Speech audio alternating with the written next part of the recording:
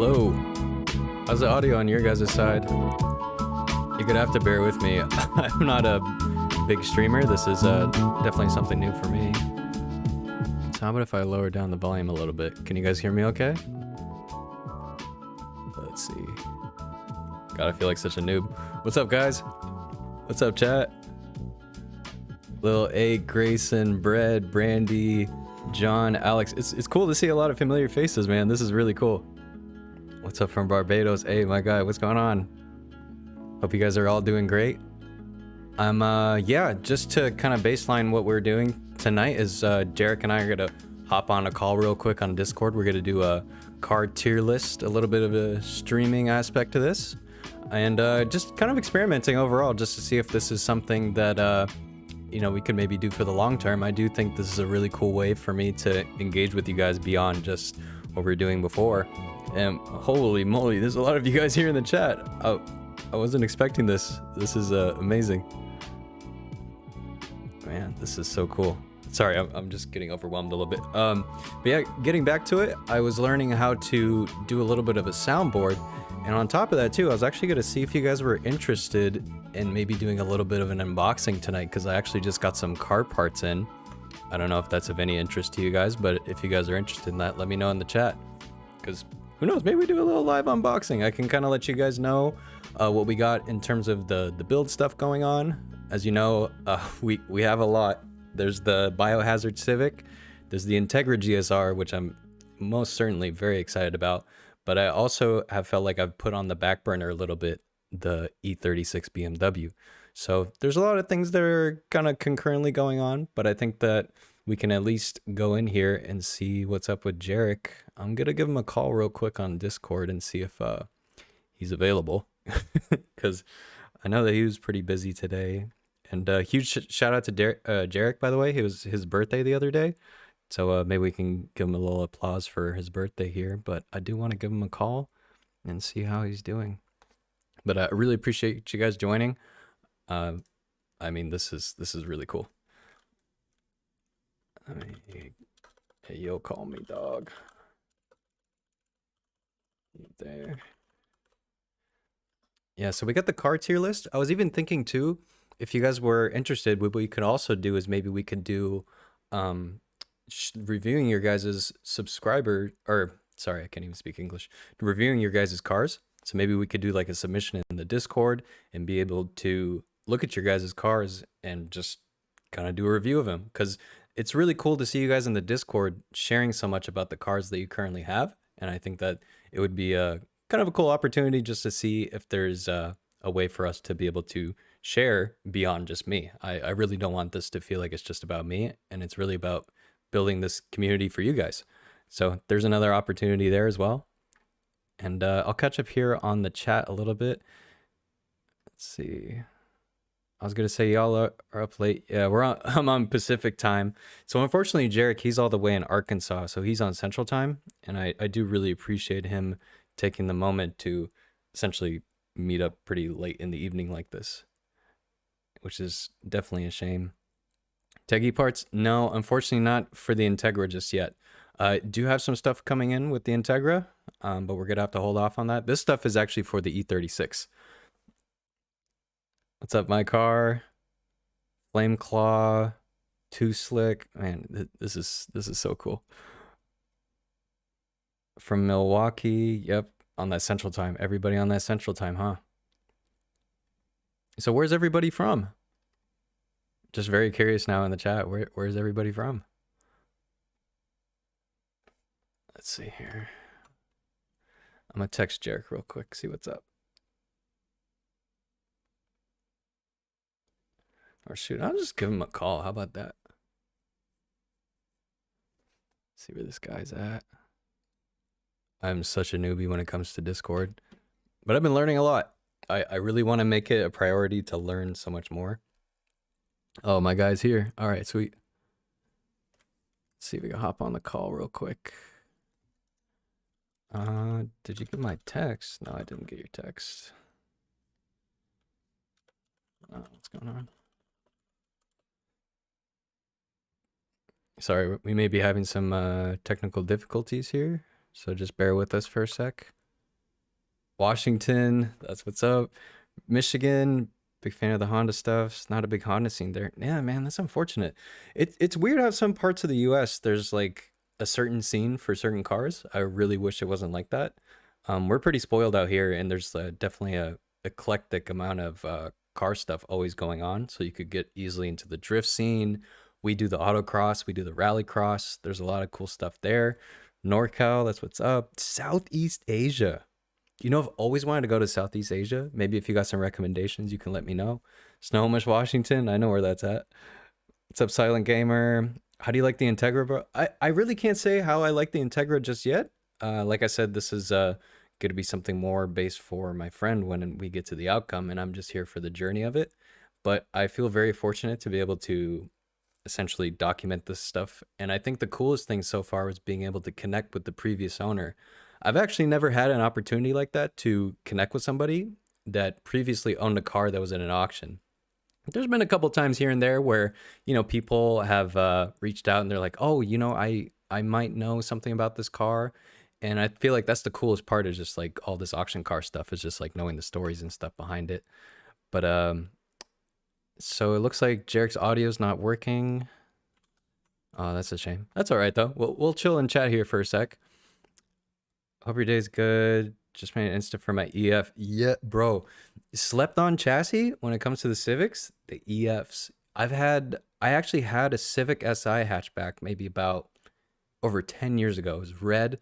It was a beautiful car, but somebody scratched the windows, like they keyed the windows. And after that, I was just kind of violated, honestly, and a little petrified of the car. So I ended up selling it.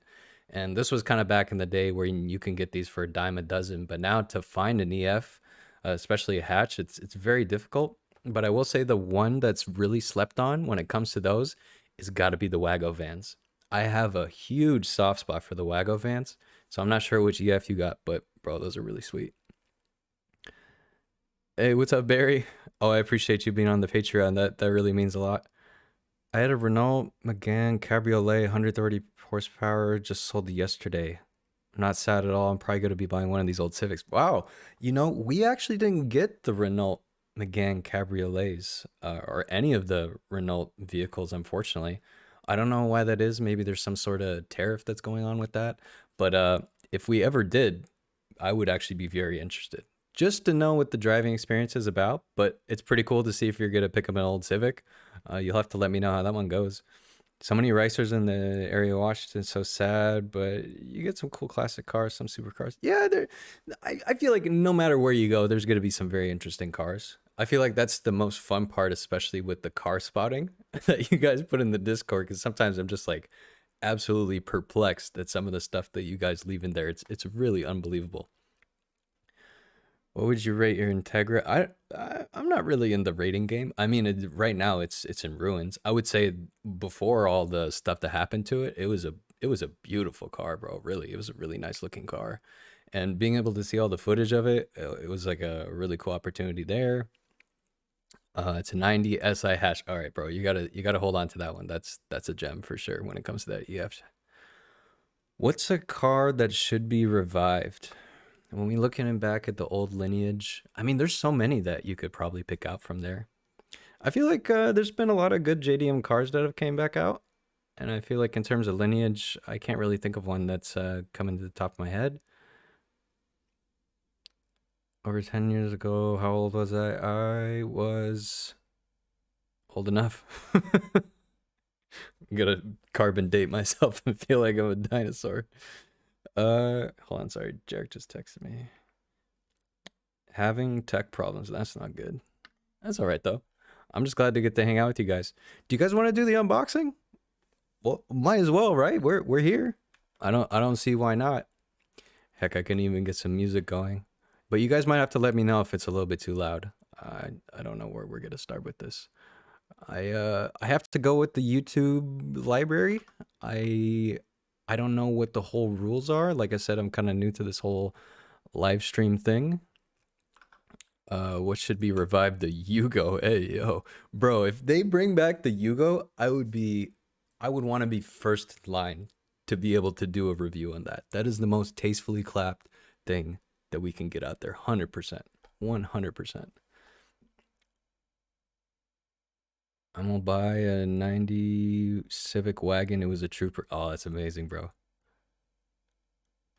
Hold on. Let me just go grab the boxes real quick. I'll be right back.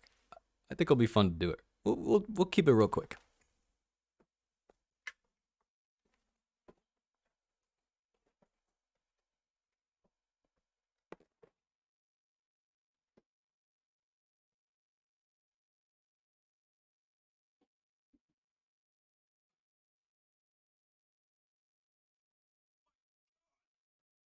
Oh, this thing's a backbreaker.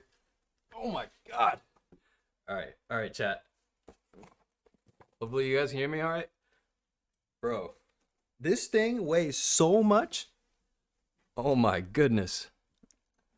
Hopefully you guys can hear me all right. So what we got here is I actually am really proud to announce that I'm actually gonna be working with ECS Tuning on this one.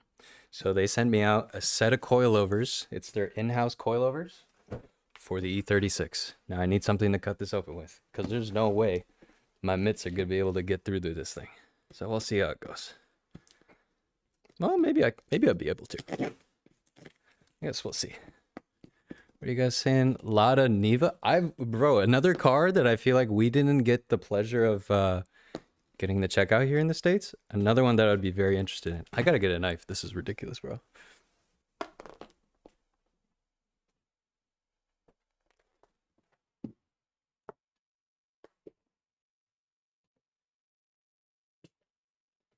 Yeah, but what's it like driving a Lada Niva? I'd be very curious to know. Pop this bad boy open real quick. I think this is the bottom of the box. So we'll do the... Oh, shoot. I shouldn't have cut that. Oh. Holy cow.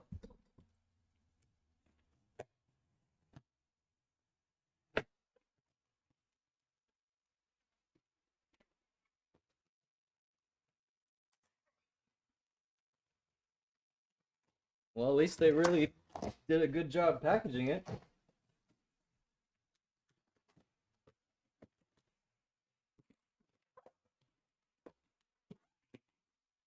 you guys see okay? All right. Let's see here.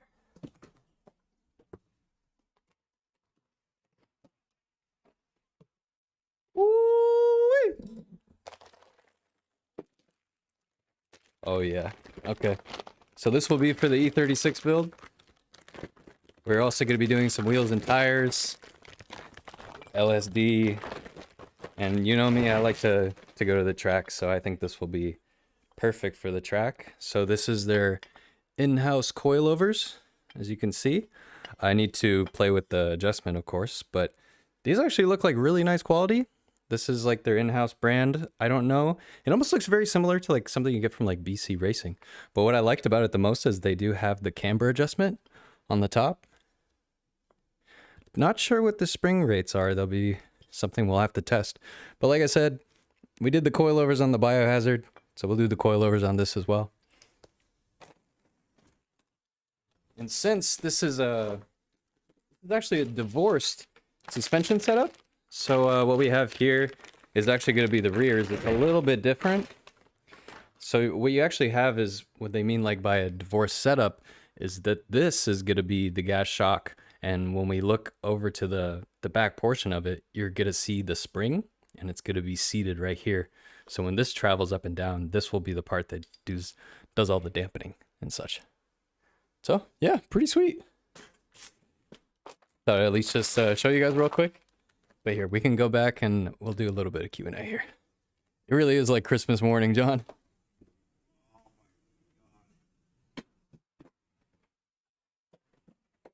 And then this stuff is just all the accessories to make it work.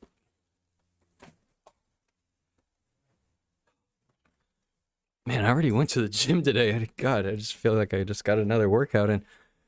Okay, let's see what you guys are saying in the chat. Man, you guys are killing it here with so much stuff. What is your favorite auction car, the Civic or the Integra?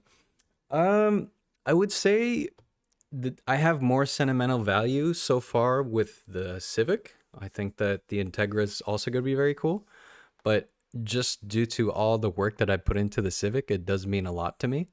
I know that when we look from a value standpoint, of course, the GSR is the one you want, but I do definitely think that that's going to be the one that I would pick. The Niva name got bought up by Chevy Solata, can't use it anymore. Wow, I didn't realize that. What are some V8 Japanese cars under 5K? All right, I got a very good answer for this one. I was actually going to come out with an auction video on this exact same thing. First generation Lexus LS400. It's got the 1UZ. I actually have owned 2 of them, and I swear to God, I have them on my fridge. Maybe I can even run over and go grab them real quick. Here, let me go do that real quick.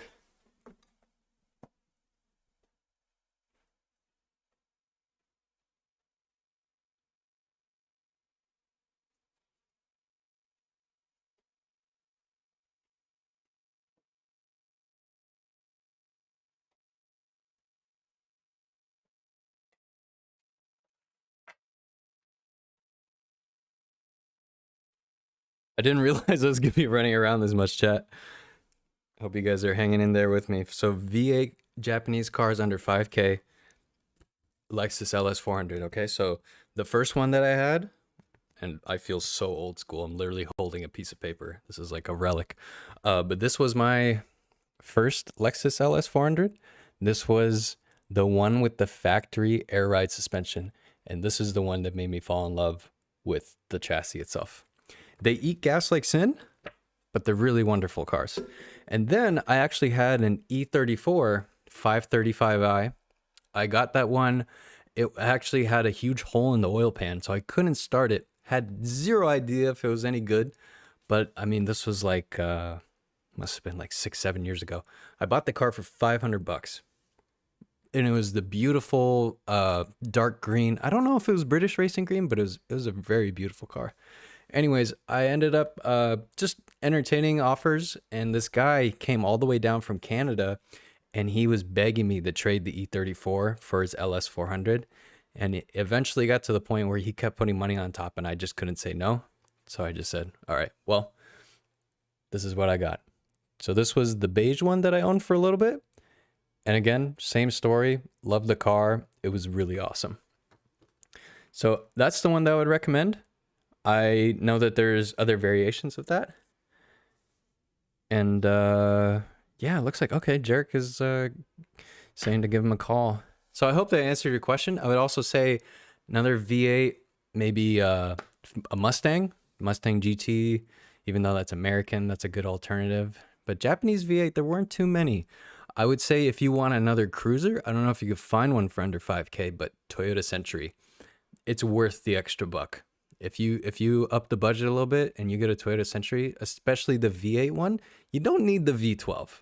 Everybody says, yeah, go for the V12. I'm sure it's very silky smooth, but if you want to do it more on the budget side and not have to pay for fuel, I think that's the biggest thing. You're going to have to be paying for fuel all the time, which is very unfortunate, but you know, it is what it is. Let's see here. Do you live in NorCal or SoCal? No, I don't live in NorCal or SoCal. Had a buddy with a 3000 GT. It was great for years. Bro, in high school, I had a buddy that had a red one. It was the VR4. That thing's a beast. Absolute beast. But they're not the greatest to work on. Infiniti Q5, another great one. V8, yep, absolutely.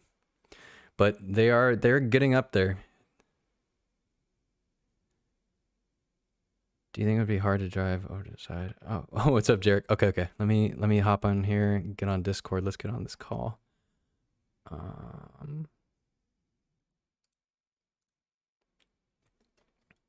See how we do this here. I'm ready. Yo, Jarek? Yo. What's going on, man? It's good. Sorry I missed your call. I just got immersed in the chat. Oh, no, you're all good. You're all good. I was trying to call you myself, but I think I was having a difficulty of trying to get this all set up. So I think we're all good now. Should be all good. So whenever you're ready, I could share the screen and we could get this going. Oh, 100%. Bro, you can just share it right now. I'm trying to I'm trying to work through this too. Sorry, chat. Okay, okay.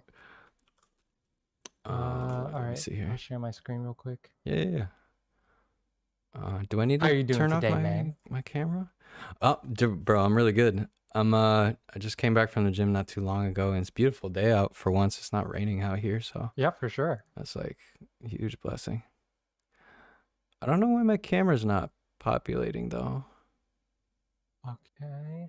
Let I'll me try to. go full screen. Oh, I think it's because you're on stream. So if you're on stream and if you're trying to like show your face at the same time, I think it's trying to replicate Oh, that. it's trying to double up. I Yeah, see. Okay, so yeah, then I'll double just up. turn it off. I got my little screen here in the corner, so maybe what I could do is just kind of drop it down here. Let me Yeah, move this. and I got this package in from ECS Tuning, so I'm going to be doing like Mhm. a coilovers on a E36. So I was just showing the chat all that stuff, and I'm pretty stoked on that. Okay, bad. Yeah. All right. So do you see my screen by any chance? Oh, 100%. Okay, so you could see me like I could like you see me like scrolling up and down just to make sure. Yes. Okay, I was just making sure that way it's all working. I was just trying to. It took me a good minute trying to set this up. Okay, so I guess what I could do is like basically I'll take your live stream and then my live stream and then I'll mesh it all together so that way it kind of so that way we don't have to worry about like dual cameras or whatnot. So that way it's a lot easier to that way if you want to do it that way. Oh man, I appreciate you, bro. Is there any place that I should put my camera in terms of the placement on the screen? Should it be like on the left side or the right side, or what are you thinking? I'm putting on the right side so that way they could see the tier list. But you could do it however you want it. I don't know how. Are you sharing your screen as well so the stream could see? Yeah, I got it set up so Okay. yeah, this is kind of wild. Maybe I should be looking at your stream too. I don't know how I do that. There's just so many things Um, going on. I think just to simplify it, you could just put your cam on the right side of your browser, and so that way they could see the tier list and your face as well. So that way, um, All right, it's a say little bit less. easier on you. So other than that, I'll be ready when you are. And yeah. Let me see if I could pop out chat real quick. Okay. Yeah, because I'm so used to Twitch. This is kind of my first time doing this on On YouTube. YouTube? Yeah, no, this is Okay, dope okay. though.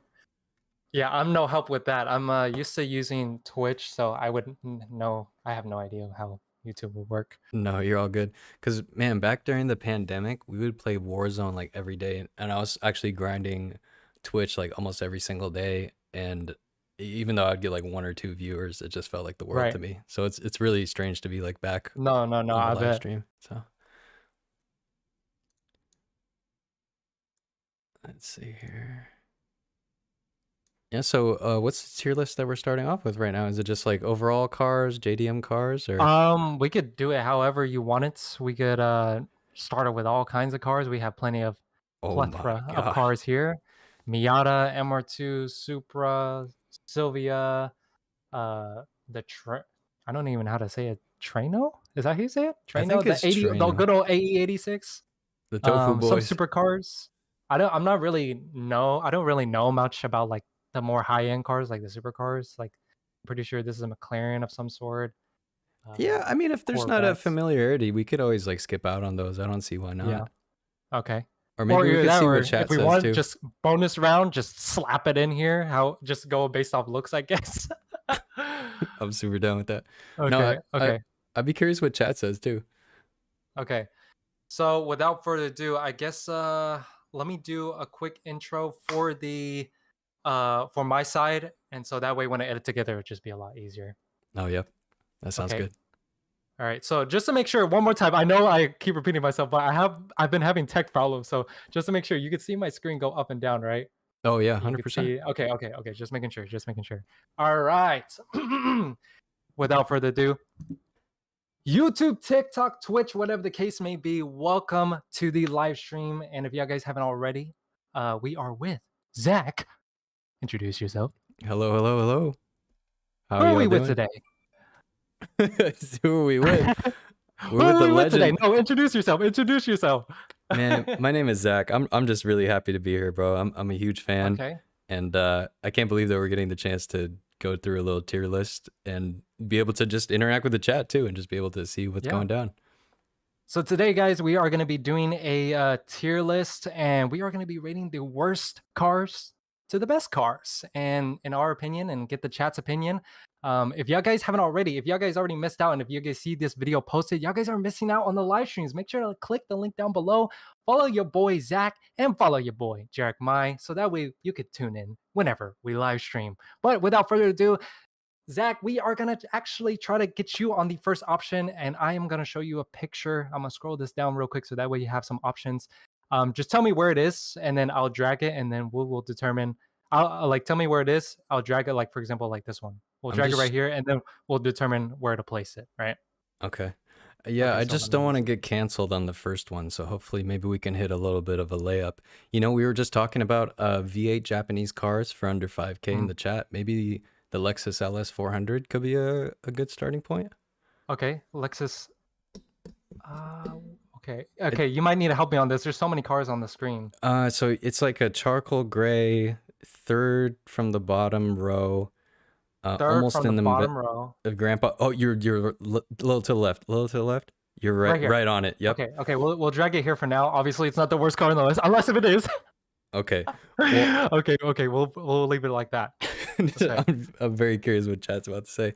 I'm gonna put this car up pretty high because I've actually owned two of these, and I have nothing but nice things to say about these. Okay, so why do you have nice things to say?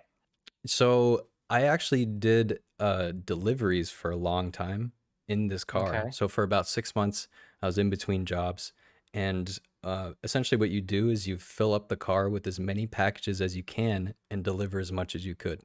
And this was back when gas wasn't $6 a gallon, so it actually made a little bit of feasible sense to get a big luxury car like this, just due to the volume that I could deliver packages, because that meant that I could get paid more. And this was one of the most reliable cars I ever owned. And the LS400, especially the engine, the 1UZ V8 is such a sweetheart. You see a lot of people doing these in swaps now. They've kind of gone up and appreciated. But if you can find like a little gem, maybe owned by like an old person, I would put it up as like an A tier, in my opinion. Okay, A tier. Okay, so should we like go based off like what we meet in the middle, or should we like go based off like one at a time, and we'll go like one at a time, one turn, and then we'll kind of like place it how you want it to. Let's haggle a little bit. I'm always down for a good negotiation. Let's haggle. Okay. Well, I ain't gonna lie, I do not know much about Lexus. I do know a couple things about them, not too crazy about them, but I've heard some good things as well. You know, that 1UZ power, you feel me? You know what I'm saying? I don't know if you've seen that video where they're like screaming 1UZ power on TikTok. But I've seen some people use this motor and some 240 chassis because it's like one of the actually I think it's like a cheaper option from what it seems like. I'm not sure if it's cheaper now, but it seemed like it was a cheaper option to swap into a drift chassis, of course. And I would say, yeah, I would say a solid 8. I mean, it had so many luxuries for the time being, so I think A sounds just right. What about you? I'm cool with A, and unfortunately, these ones they didn't have the massaging seats. I think it was they started. No, they didn't have the massaging seats in the early 2000s. I think they had those, and bro, that was a huge game changer. I don't know if you ever sat in a car with the massaging seats, but man, never. They should put that in the Supra, because you had like the newer gen Supra, right? No, they were all about drivers supposedly. So you want to do the Supra next? I'm very curious what you think about this one. Okay, so which one? There's like the newer one or the older one? Well, since you've owned one, I mean, maybe you can go off your ownership history on this one. Okay. So we have two Supras here, the one that are newer anyways, but this one is a concept. So this is like a concept. This is like the one that's already been made and it's already manufactured and everyone drives it. So we'll just put these two for now because they're basically the same thing, just one is a concept. Wait, where did it go? To the left of the Type R, yeah. Okay. Yeah. Let's go back on here. What do I think about this? A lot of people were disappointed when it came out a car like this because people were expecting to look like this, and it came out like this. So a lot of people were disappointed for sure when it came to the Supra, and obviously a lot of stuff has history behind it. It's legendary, especially to the Mark IV. It has the 2JZ. Everyone loves it. It's been in Fast and Furious, of course. But when it came to this, a lot of people were actually hating on it because it's mixed in with BMW. So I totally understand that. It's not kind of to their roots. Um, so I think, well, I'm pretty sure the Mark IV was collaboration with Yamaha, right?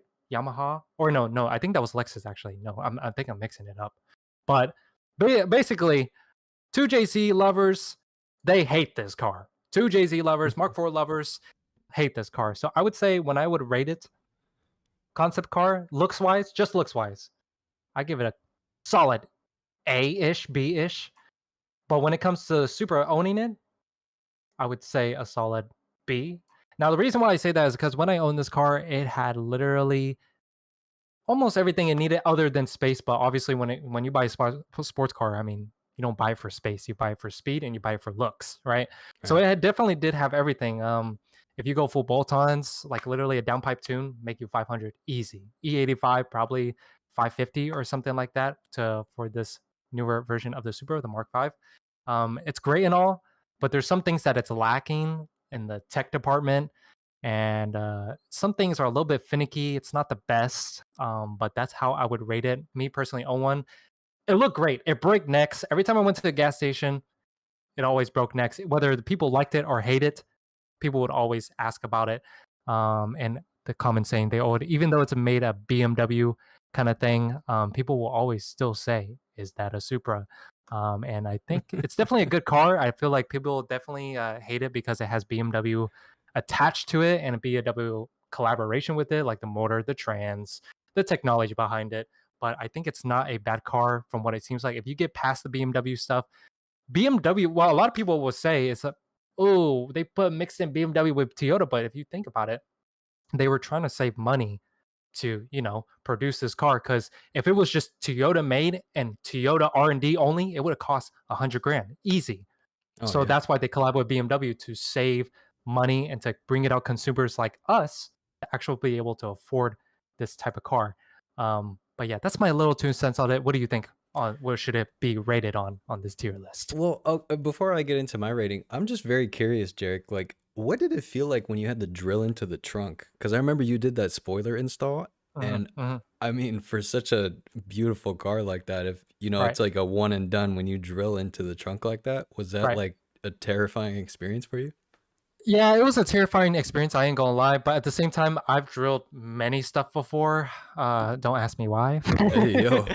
But you know what I'm saying? I've drilled many stuff before. I had Hondas before this, and it kind of like I just kind of get past it because I'm so used to like making modifications because I'm used to making things custom or making things fit.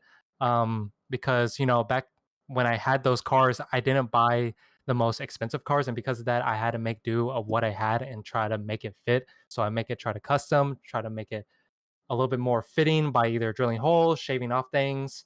That's when it comes to really like when it comes to lower cars, anyways. Not when it comes to modifying. If you buy the right parts, it'll always bolt on and fit and everything. But when it comes to the trunk and the hatch, I was like, you know what? You only live once, and I think that oomph in the back was something that was missing on the newer Supra. So obviously the older Supra, they had wingless Mark IVs, and then they had the kind of TRD spoiler on the Mark IVs. Actually, does it have a little picture here of the Mark IV? I mean, oh yeah, so it has like, we'll just shoot this for example. It has a little wing on the back. Obviously, it's hard to see because it's so small, but there is a little wing that came stock on it, whether it was an option or not. But yeah, I think it was missing that oomph, and that's why I took the risk of drilling that trunk or hatch for some people that say properly, I guess. Yeah, I mean, was it like a heartbreaking experience for you to let go of the Supra, or was it kind of like a form of relief that it's just like something Kind of else on your plate? both. So when it came down to Supra, when I owned the Supra, it was a great car. Don't get me wrong. It was quick. It was fast. It broke necks. But the only thing was first of all, if I wanted to make it more faster, more performing, then it definitely would cost an arm and a leg because those turbo kits are not cheap. Those turbo kits alone are 3-5 grand, and I don't want to hear people saying, "Oh well, 5 grand, not too bad, but let me see you pull it out of your ass. You know what I'm saying? Why don't you buy the kit for me? People, no, I get so much hate on TikTok and on Really? Instagram. They're like, yo, why didn't you buy a turbo kit? You bought a body kit instead. And I was like, well, this car is already high performing. I'm not that gearhead that needs 700 horsepower on the street. You know what I'm saying?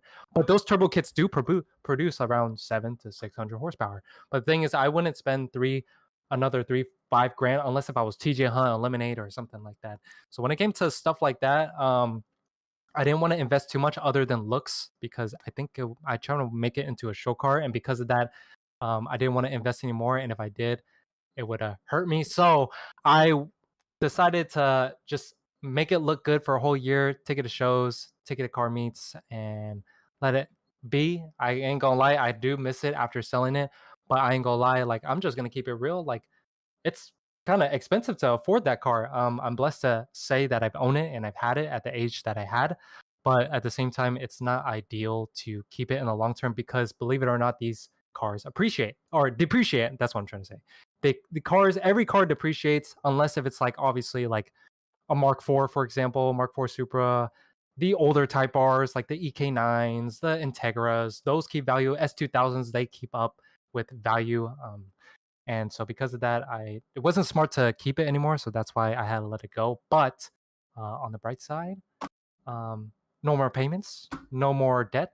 And I enjoyed it how it lasts. And I really didn't lose a lot of money when it came to selling it after I'd driven it for a whole year. So I think I'm pretty happy with it of how I let it go. But, I think it's a bittersweet. I think it's also one of those things you try to sell something to make something better for yourself. I'm gonna be real, like I'm not the richest person in the world. I can't buy like 5 cars at once, like these bigger YouTubers. I only do one car at a time, one build at a time. And also to show people that it doesn't take a lot of money to build cars, depending on what chassis it is, of course. But that's my little 2 cents. No, I mean, Jarek, I really like that perspective. And I think a lot of the stuff that you say resonates with me because I didn't really grow up with and be fortunate to do a lot of the stuff that I do. Even to this day, I, you know, don't see any interest in me buying like higher end stuff. I really just Right. find a lot of joy in the process of just like putting something back together. And dude, even when we go to these autocross events and rallycross events, I mean, most of the time I'm in the Civic. I mean, what does it have? Like 80 horsepower. We put it on the dyno, bro. I'm not going to give away the number just yet, but I got the dyno sheet. It's on the fridge. And we'll just say it's a good laugh. And honestly, I don't feel like I'm missing out on much. I mean, I've driven faster cars. I mean, even there was one time, or actually a couple times, where my friend let me drive his Audi R8 on the track things, and it's like a video game. It just will not let you deviate from, going off course or anything because there's just so much all-wheel drive system working, computer Right. electronics working. And the crazy thing is, I almost kind of wanted to just go back in the Honda and just like hoon it around. Even the other day, we Right. we spun out in the Civic because I put the Right. rear end to be way too stiff. Hondas hit different. 2 a.m. hitting that tech, you know what I'm saying? Oh, dude, ripping the tech Ripping is. on the street. I don't It even don't got matter the if it got 90 VTEC though. horsepower. Oh yeah, Yeah, yeah, yeah. Oh yeah. You have the I the the I got the Y7. I got the Y7, bro. Okay, okay. I need to get the Z6 head though. That's what I need next, or a little spoolie boy. I don't know. Spoolie boy could work too. Yeah, but Can't anyways, go I, wrong. I don't want to get a little too distracted here. I Okay. actually drove this generation of Supra in Las Vegas maybe about a Okay. year ago because my cousin lives down there and I was going down to visit him. And I did one of those like dream track experience things, and you pay like 250 bucks and you go take out the car. They had all these like higher end stuff, and it was a lot more just to take a car out for a couple laps. And I was like, all right, this is kind of silly. And I was actually more interested in taking out the Supra. And I'm kind of Mm, curious as to where your perspective was on it. Because when I drove it, I had it with the traction control on. And the first thing that mm. was kind of an issue for me is when I put a helmet on, my head is almost touching the roof. I didn't realize the Right. cabin, it's very cocooned in there. Mm, For a car that has such a long nose and a short rear deck, I guess maybe I was kind of expecting something like a Challenger. Like when I get in a mm. Challenger, I'm like, holy, this is like a boat. Um, Right. but on the track, the thing performed very well. But I did feel like it interfered a lot with the actual driving experience for me. I Mhm. felt like the computer was cutting in a lot and like cutting Okay. power when especially cornering really hard, and the instructor with me is just like, yeah, that's just kind of how modern cars are. Whereas Did you try to fully turn off traction control? I did. He let me do it for one lap, and man, it was just lighting him up. Like it was very Mhm. easy to let the back end out, and then it was much more enjoyable. But Right. if you leave the traction control on, I would honestly put the car at around like a C tier. But once you take it off, it was very enjoyable. It's very fast, and especially in stock form, it's actually very quiet. I was kind of like Mhm. pleasantly surprised at how quiet and civilized it Yeah. was. So Okay. I would say B sounds good to me. The concept, I think it looks amazing. Uh, Mm. I kind of wish we had that. Yeah. I would keep it a B though. It doesn't like Yeah. stir the soul for me or anything like Keep it that. a B for buck. I'll keep it a Keep it a buck, buck. 100%. Okay. Okay. You choose the next one next. On the next one, Okay. I'll scroll down so that way you could see your options. okay. Hmm. How about 350Z? Where's that one? So it's like third row, uh, maybe a little adjusted to the right from the middle. It's bright blue next to the Prius. You Oh, can't bright miss the blue. Prius. Okay. Okay. Right here. Okay. Because this All right. car, I actually do have a little bit of experience with. And Okay. I have a good friend of mine. He has the most clapped out 350Z you'll ever see. It was actually Oh, yeah. T-boned. And he was the one that actually helped me weld the whole front end back together on the Mazda Mhm. 2. I don't know if you know the whole story with this. We had a Mazda 2 that we rallied and we rolled it over and ran into a concrete wall. We kept it running and then it got rod knock and we blew it up. Um, yeah, it was just a crazy story. But anyways, he's kind of like a old school welder, fabricator. He'll make anything work. And I've seen this guy do miracles on stuff. And he has this 350Z that he takes out to the track on these like drift days that come up. And it is so beat. He doesn't even change the oil in it. And the thing just doesn't want to quit. He lets people even drive it. It's almost like the city bicycle. People just get in it, have fun with it. If you wanted to go to a drifting event, you could go, hey John, can I take it for a couple laps? He's like, I don't care. So I actually have a huge respect for these Z's, but I actually owned a G35, and I'm very familiar with this engine too, the V6. They have the weirdest dipstick in the world. You can never get an accurate reading, and they love Right. to consume oil. If you Oh, don't oh, keep an eye yeah. on it, you'll run it dry. Very common thing. I don't know why, but if you like, it's almost like the Civic at 3 a.m. in Nissan form. They're now kind of the takeover special, but I still think Yeah. they have a lot of good stuff on the platform. I'd put it up at Right. B tier. Okay. Okay. Let's put this up at B tier. What about you? What you thinking?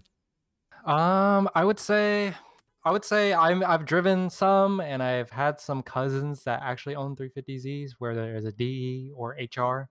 Um, and I would say, yeah, I would say about the same B tier. I would say I'm not really a Nissan fan. I think I'm not trying to be biased, but I'm just not a Nissan fan. But I do know the platform a little bit about their DE rev up, their HRs that they made throughout the years of having the 350Z.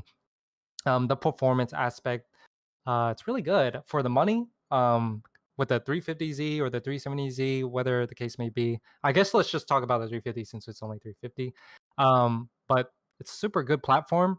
It's relatively, I wouldn't say cheap, but I would say the kind of aftermarket level is pretty fair.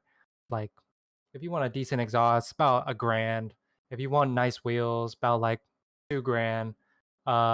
Like the headlights you could buy for maybe 300. They're like decent parts to buy for a.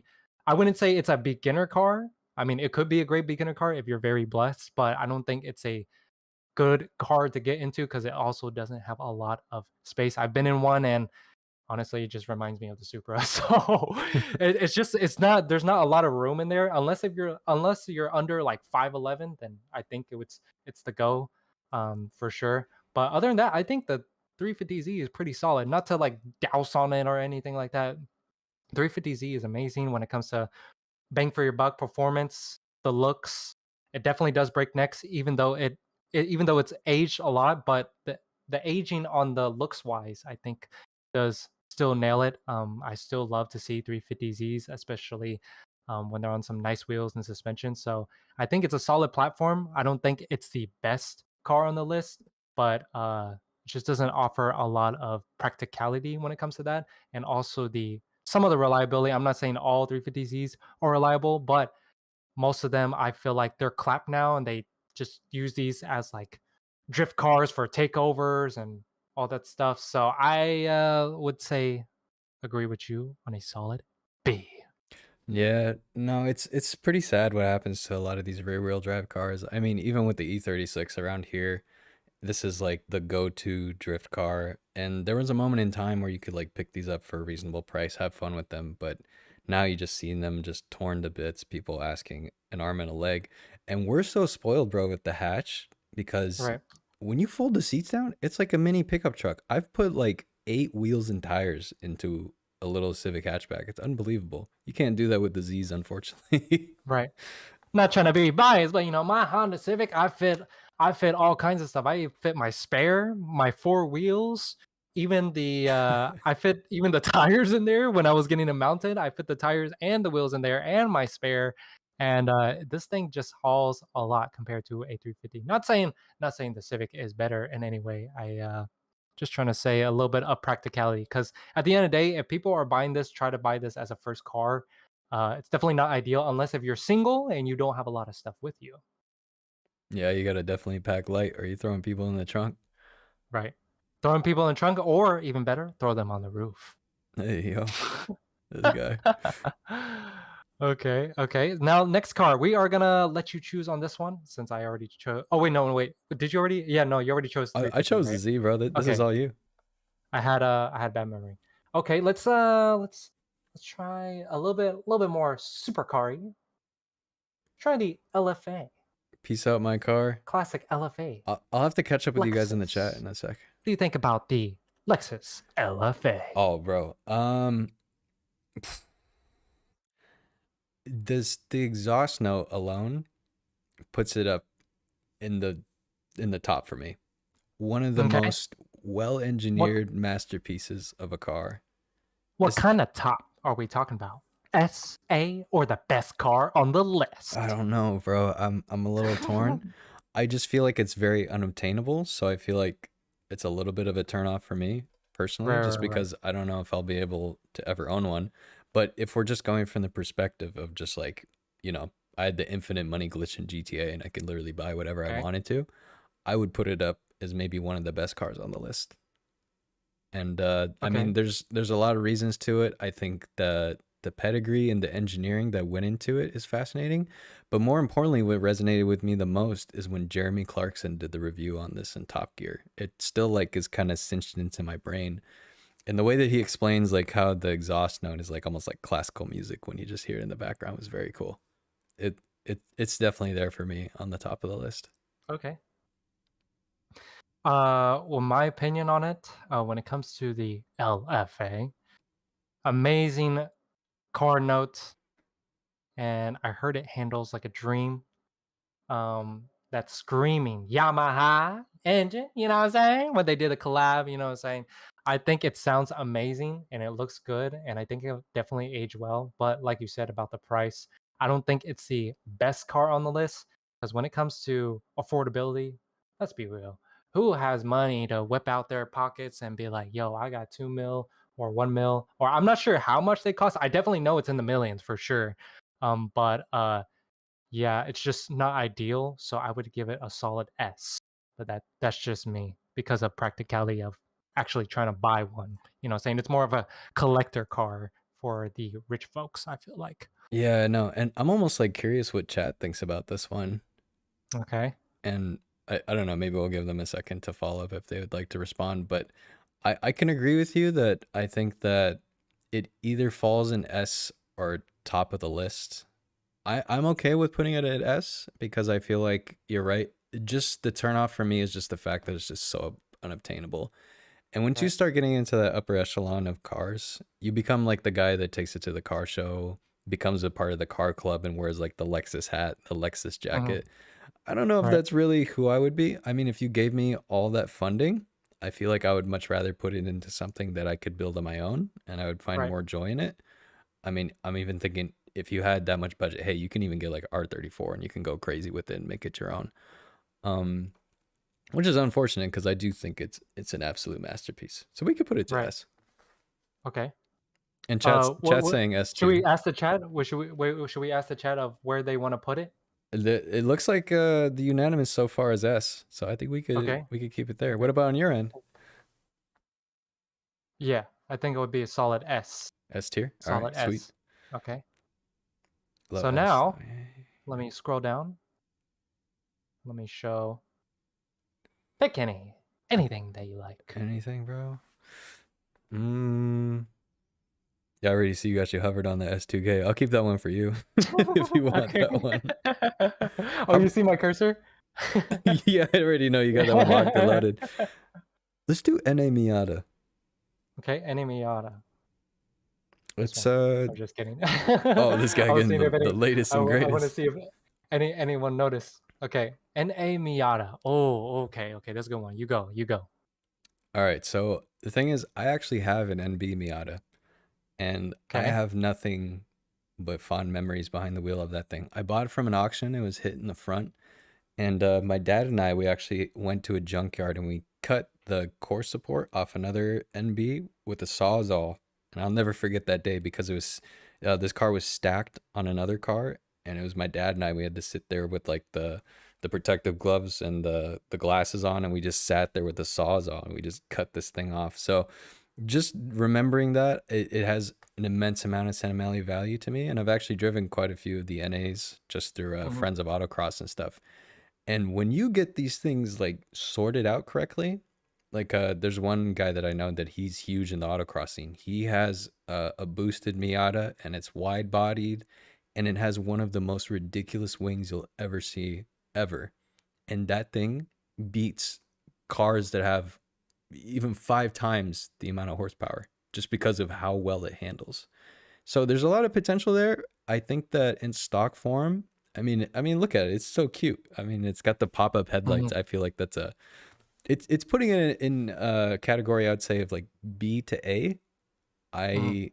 I know that Miata is always going to be the answer, and maybe people are Right. going to cancel me for saying that, but I do think that there's a little bit of drawbacks to it. It's not as practical, but again, I've put 4 wheels and tires in my NB, and I had it so that there was 3 wheels and tires stacked as my passenger, Mhm. and I shoved one in the trunk. What I had to do is deflate the tire. And people, bro, when I was on the highway, people were just laughing, taking pictures. They thought it was so funny. And I thought it was pretty hilarious too. So I don't know. I'll put it with like a B or A tier. If I Okay. Well, what do you think your chat thinks about that? We'll put it for somewhere now, or should we temporarily put it for like a B, let's put B it or at B right A? now. I'd be B. curious to see Okay. what you think. Okay. How I think about the Miatas? I think they are the worst car on the list. What? Really? No, I'm just kidding. I'm just kidding. Okay. I was like, this guy, bro, he's just wow. Okay. What I think about Miatas, yeah, they're pretty good. I've driven them before, particularly the NA. I have a couple friends that owns NBs. They've driven many of them on the autocross. They've just had so much fun with them, and they beat, surprisingly enough, a lot of cars that have high horsepower. When it comes to Miata, you could do a lot of things, and I look at every car as a money aspect because when you come into an entry car level or you're trying to be a beginner, trying to get into cars and modify, it definitely is an expensive hobby. It's nothing cheap. But when it comes to Miata, it's actually pretty affordable if you're working at McDonald's, Taco Bell, if you know what I mean. You know what I'm saying? I think the Miata is a great car. Definitely not the fastest, but it definitely handles well. And that's what it kind of stands out from the rest of the cars. And I would give it a solid A for me because I've driven one. I've taken an autocross once with a couple of friends, and they drive great.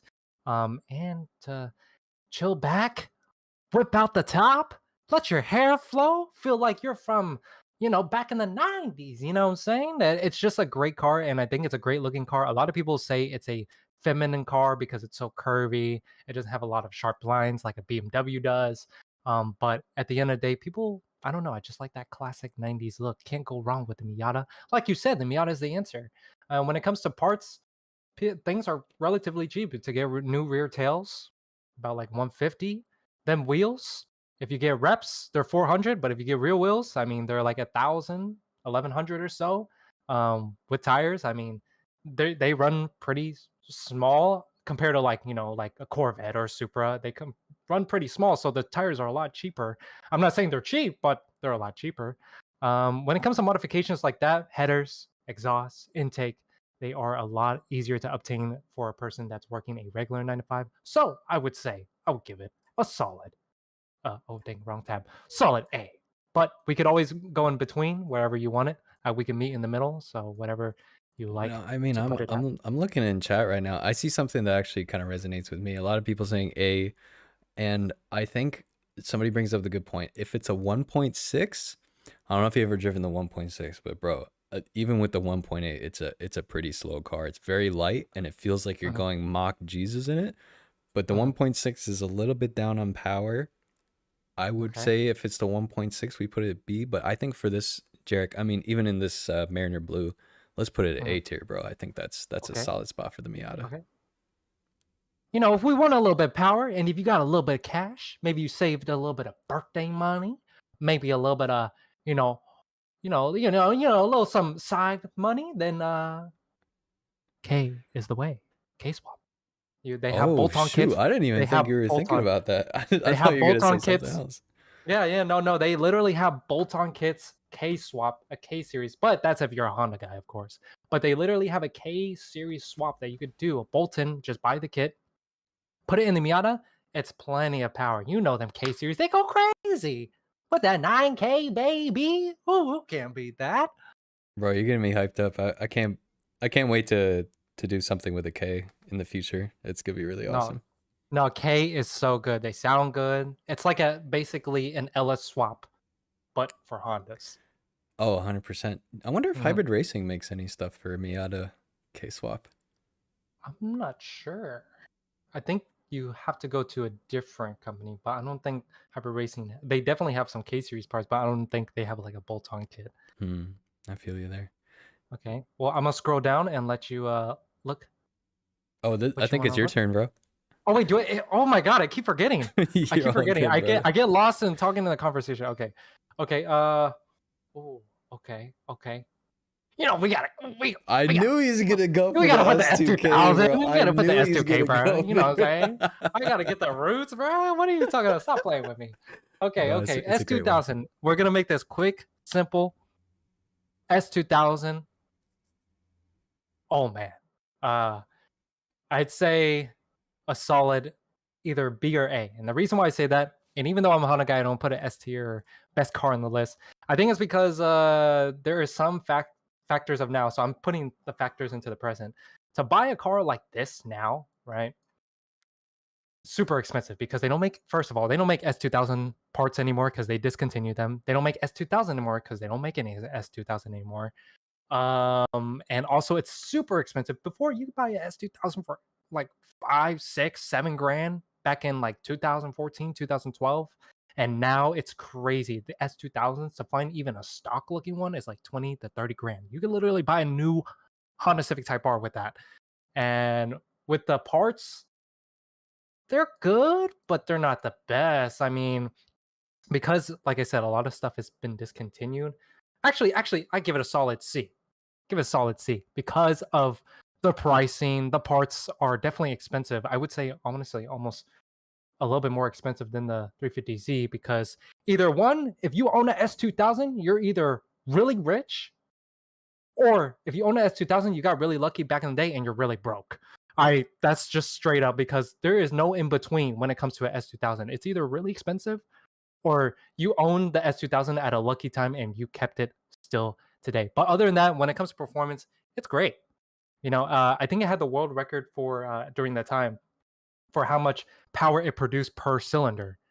I could look that up, but I forgot what it was. But it had a record for producing like how much power it produced per cylinder for, I think it's like a 2.2 liter. I think it's like a 2.2 liter or 2 liter. I can't remember. There's like AP1 S2000 and AP2. I think AP1 is 2 liter and the AP2 is 2.2 liter. It's more technical. I don't want to like bore people with Honda like like Honda like you know, that Honda term. But yeah, I would give it a solid C because of the availability, the price, but the performance is there. It's just not as, you could get a lot more bang for your buck when it comes to a 350C or a Miata compared to a S2000. That's my little 2 cents. I What do you think? I am I'm floored, bro. I can't believe you put it at C tier. I thought you were so excited. I Yeah, thought maybe you were gonna put it yeah, up at S tier. Okay, yeah. there's a few things that I want to mention about the S2000 where I think you're right. For a while, when it came to displacement to power, this was had one of the best ratios in the world at the time when this Mhm. came out. And Right, especially the AP1, the fact that you can from the factory rev it out to 9K reliably is unbelievable. And you see people tune these all the time. The F series is a sweetheart for sure. I right. think that the F series motors, even beyond the F20C and the Mhm. F22C, even in the ones in the old Accords and stuff, you throw boost at those and they just love it. They'll take it all day long. It's just hard to Right. find those in a manual. I Mhm. I still think, even given the higher price tag, I still think it's 100% worth buying if you got it within your budget. Right. I honestly, it's more refreshing for me to see these S2000s closer to stock. I would even say OEM plus. I see a lot of Okay. these get hacked up and taken to the track with the full Mugen kit, and I know Right. there's an aesthetic for that, and maybe this is kind of like the old man in me starting to creep out, but I do really Oh God. appreciate like a untouched, like bring a trailer example. You know, I would put it up at S, and I don't know. I feel like a lot of people are gonna be pretty in the middle about this, and I feel Okay. like I could meet you in the middle at maybe putting this as a B tier, because I feel like there's Okay. similar things with the 350Z that could Mhm. be also applicable with the S2000. But I Okay. just wasn't expecting you to put it C, bro. I thought you were Right. gonna be putting it at the very top.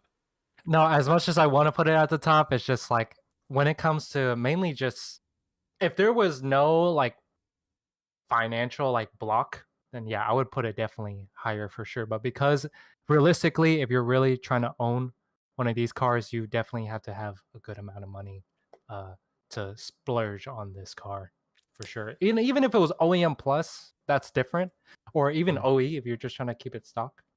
But right, if it comes to modification, I'm thinking about the modding aspect as well. Like the car is one thing, and then the modding aspect is another thing, right? So that's how I think of. I would give it a solid B then. Yeah, I let's would do agree with B. that. That sounds good with me, bro. Okay. Okay. Let me scroll down and let you see your options. Yeah, and I'm looking at chat. What about, is there EK9 on here? Is there? I just saw There's so many somebody asking about pictures. that. There's so many pictures I on know here, there's man. so many. How about we do the FD? The bottom row to the left. Bottom The row. Okay, right here. That's a nice The one too. legend. The legend. Okay. The Dorito boys. You know what's crazy is I just made a Dorito emoji in the Discord this morning Okay. because people were Okay. asking for it. So Rotary Gang out there, I've Gotta actually give the chat. Gotta give the chat what you want. What they want. low key. You know what's funny is I actually owned a $500 FC, and it Mm. was one of the worst buys I ever bought. I bought it, and immediately the seals were gone. It was smoked so much. You couldn't even leave it on for 60 seconds because you just go down the block and there's just this huge plume of smoke. You would think the car was on fire. And I ended up selling it for really cheap. I mean, this was like over 10 years ago. I must have sold it for like 1,500 bucks or something. Mm. Looking back on that, I'm just like, oh my God, it's like, kill me now. But it was blue on blue. It had the horrible purple tint, like where it was bubbling everywhere. It smelled funky, but that's Ugh. just kind of what I was into back in the day. Just That's just kind of how old Japanese cars, you get that natural stinky smell with it. That's a accommodation I for don't know it. what it is. Yeah. Usually JDM cars, they just smell a lot more foul than German Mhm. cars. German cars, they always smell like crayons to me. Mm. Especially when I go to the auctions and I see all these different kinds. Like even the really beat up German cars, they still smell leathery and like crayons. But JDM cars, if you like fester in it, it'll smell like 400,000 miles of farts, bro. I swear to God. Um, but getting back to the FD, I think it's an amazing car, but I don't feel like a lot of people talk about this, but bro, it is so small in the inside of an FD. If Mhm, you sit in one, again, I don't even think I could get a helmet in there. It's like smaller, more compact inside than like a Miata. mhm, But a lot of people like that. If you like being mhm. really cocooned in there, I feel like the driving position makes a lot of sense. I think that the position of where they have the armrest to the transmission tunnel, it feels very ergonomically made where it's just like a driver's car. Right. The reliability of the Dorito is a little bit in question. I feel like if Mhm. you are just able to find a good example that you could really enjoy, you're taking a risk every time you drive it. But I think the mistake a lot of people do is they just don't drive these things. You spec it out Right. to like this one you got in the picture, and Mm, it's this beautiful garage queen or whatever you want. But right. you need to drive it. You need to give it some exercise. It's like taking the dog out for a walk. It needs some braps. You got It to needs some brap of it around. that 2 a.m. kind of vibe. Oh, bro, can you imagine bombing on the highway in an FD with? Oh man, That's all I can hear. That's all I'm thinking about. no, you already know, bro. So I would say I would put this a B. I'll give it a Oh, solid B. okay. Okay. That's interesting. Okay. People are going to hate me for this. Uh-oh. Okay. All right. When it comes to the FD, simple, straight to the point. F. Wow. Wow. People are going to hate me. They're going to choke on me. Why do I want to put this into an F? Right? Before I get lit up. I think I'm already getting lit up, actually. The reason why I put this as an F, yeah, it's a beautiful car. RX-7 notorious for of course, Fast and Furious. The high revving, high horsepower. Who doesn't like it? The brap, brap, brap, brap, brap. You know what I'm saying? You feel me? But like when it comes to, like I said, I'm gonna bring it to realistic points. We are regular people.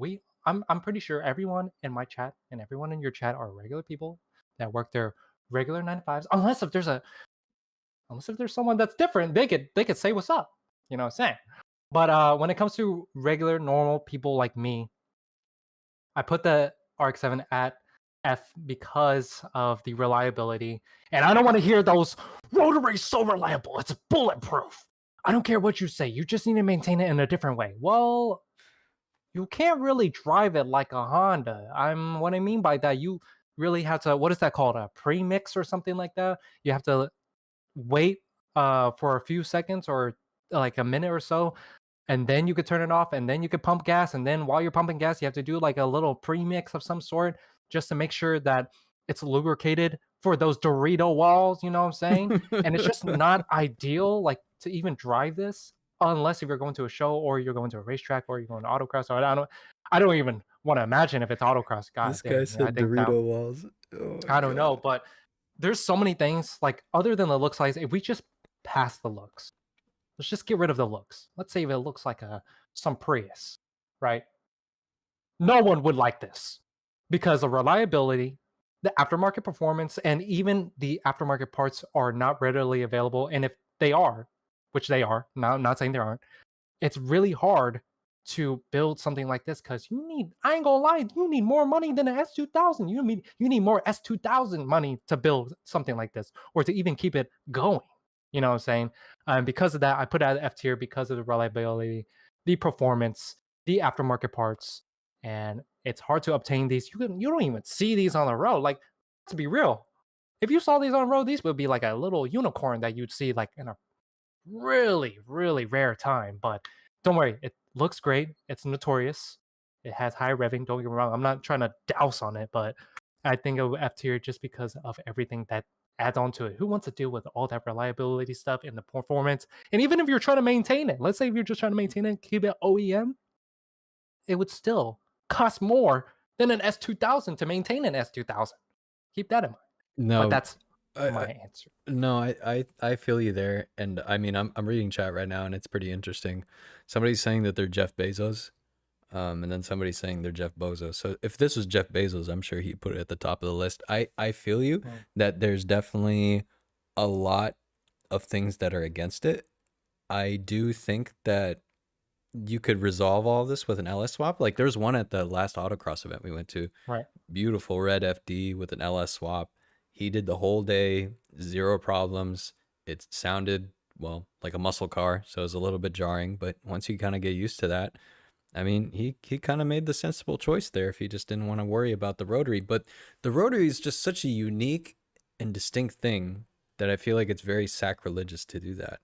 And I even find it more interesting when people rotary swap other cars, like rotary swap Miata. I feel like that's it just in coolness factor. That's like Right. an S tier build for me.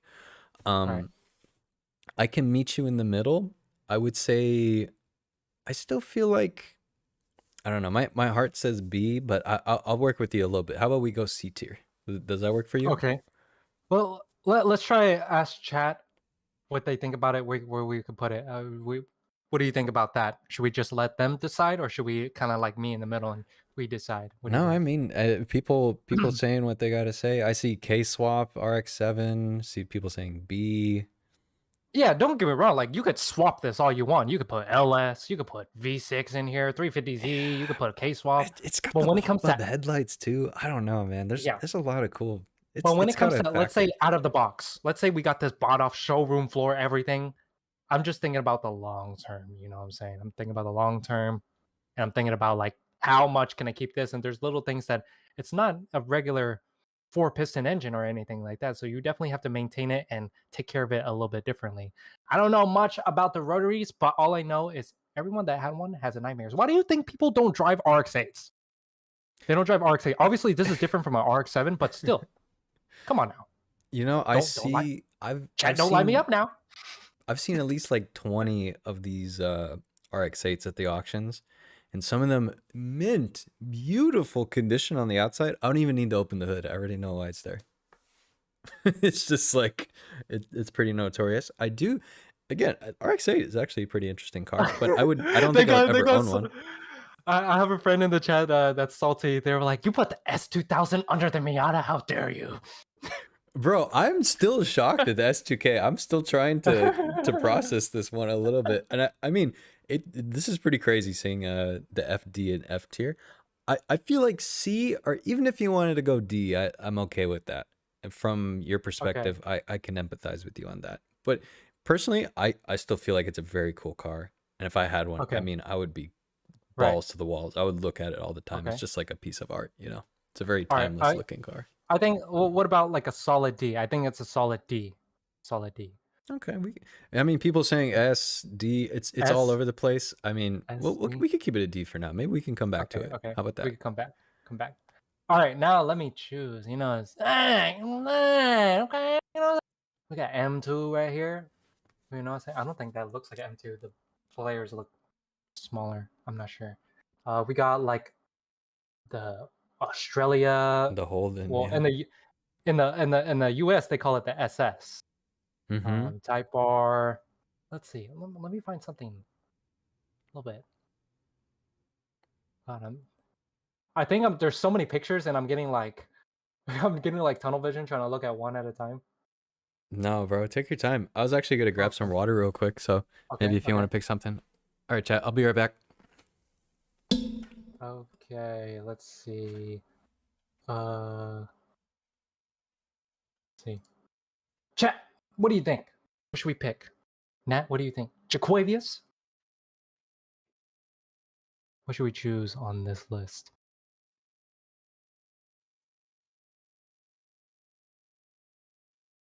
Oh, 03 Odyssey. Okay. Should we pick like JDM or should we pick like uh uh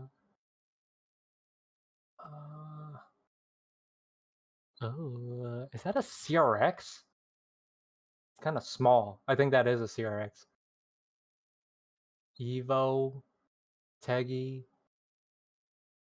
Can't tell. Is that like some sort of definitely a BMW? I can't tell what it is. Skyline, Prius, Vet, Viper. Is that a what the hell is that? Definitely a Porsche. I don't know what that is. Yo, Okay, if I had to choose, let's go with something. You feel me? Honda, you know what I'm saying? Can't go wrong Mm. with Hondas, you know what I'm saying? This is Oh, bro. Oh, I'm excited for this one. All right. If you put Okay, this we F got the tier, I don't know, bro. I might lose it. we're gonna put the worst tier. Okay, so we got the Integra right here. We could just show it off a little bit, just right here. Um, Integra, this is the JDM version. We never got this in the States, unfortunately. But I could kind of speak on both sides. They're basically almost the same thing, except the motor is just slightly different. But I'm just talking about Teggies in general. If I were to rate this car with everything that I've talked about, reliability, practicality, performance, the cost of buying aftermarket parts, or even keeping it OE, I say a solid A. A What? solid A because I would give it a solid A because the thing is with this. No, I give it a solid S. Either Okay. A or S, one of those. Because the reason why I say this is because first of all, if it's just a regular B series in here, that is already cheaper than a K series to maintain wise. Now to do performance, that's different. But if there's already a B series here, let's say it's stock, showroom floor, it's easy to modify those to do full bolt-ons. It's easy. Like the exhaust on these cars, they're like 500 for like a full cab intake, 200 or so. Seats about 400. Like they're way cheaper than buying like stuff for a Supra. You know what I'm saying? Compared to a Supra, bucket seats are like $2,000. There's a Compared to lot this, of part bucket outs seats. too. hmm A lot of part outs for these JDM ones. JDM parts are definitely more expensive, but if we're talking about just US only, then it's definitely a lot easier to modify. Reliability, man, stop playing with me. We don't talk about reliability with Hondas, bro. We don't talk about reliability. They Wait, always what? good. Didn't your And car break down the other day? oh, bro, they whoever built it before built it wrong. That's why it broke. Oh no. Because they try to redo the rods and the pistons and they didn't do it properly, and because of that, it's all over the place, right? Oh no. But if this car was in the hands of Jarek Mai, oh man, this thing would run like a dream. All right. So with reliability, good. Aftermarket parts, good. Performance, not the best, I would say. When it comes to performance, there's definitely obviously a K series is always better. In my opinion, K is always the way. Not everything K, but for B series NA, it's not too bad. Practicality, you could still fit babies in there. You can fit your grandma in the back. You can fit your dog up in the front. You're straight. You're good. You're chilling. And yeah, I think a lot of people will actually give you respect for this because it's a classic JDM legend. What do you think? Bro, I well, I know we're talking about the Type R, so I'm gonna try and be as unbiased as I can about this, since Okay. we got the whole GSR thing going on in the background. I do feel like I appreciate these cars in stock form a little bit more. I feel like yes, everybody wants to get their hands on them and modify them to the moon, and I get that. It's like this weird urge. It's like an itch. It's like this addiction. Once you start, you can't stop. I'm even feeling that with the Civic. I was Mhm, just like, oh, I'm just gonna restore this mhm. thing, You and got that Honda bug. oh, 100%. And it just the access to be able to work on it. I would even say the B series, and maybe it's just because I'm more of an old head now. I appreciate the B series almost a little bit Mm, more than the K, because okay. the B series had to crawl so that the K series could run. And Right. I feel like there's a lot there that it just in its original form, especially with the B18 C5. I mean, that engine at full chatter is incredible. I would say A is a pretty good spot for it, or even S. I don't think it's the best car on Okay. the list. I feel like that is saying a lot, but for Okay. us, we're basically Honda boys here. A to S is where I would land this one. I'm And a Honda boy.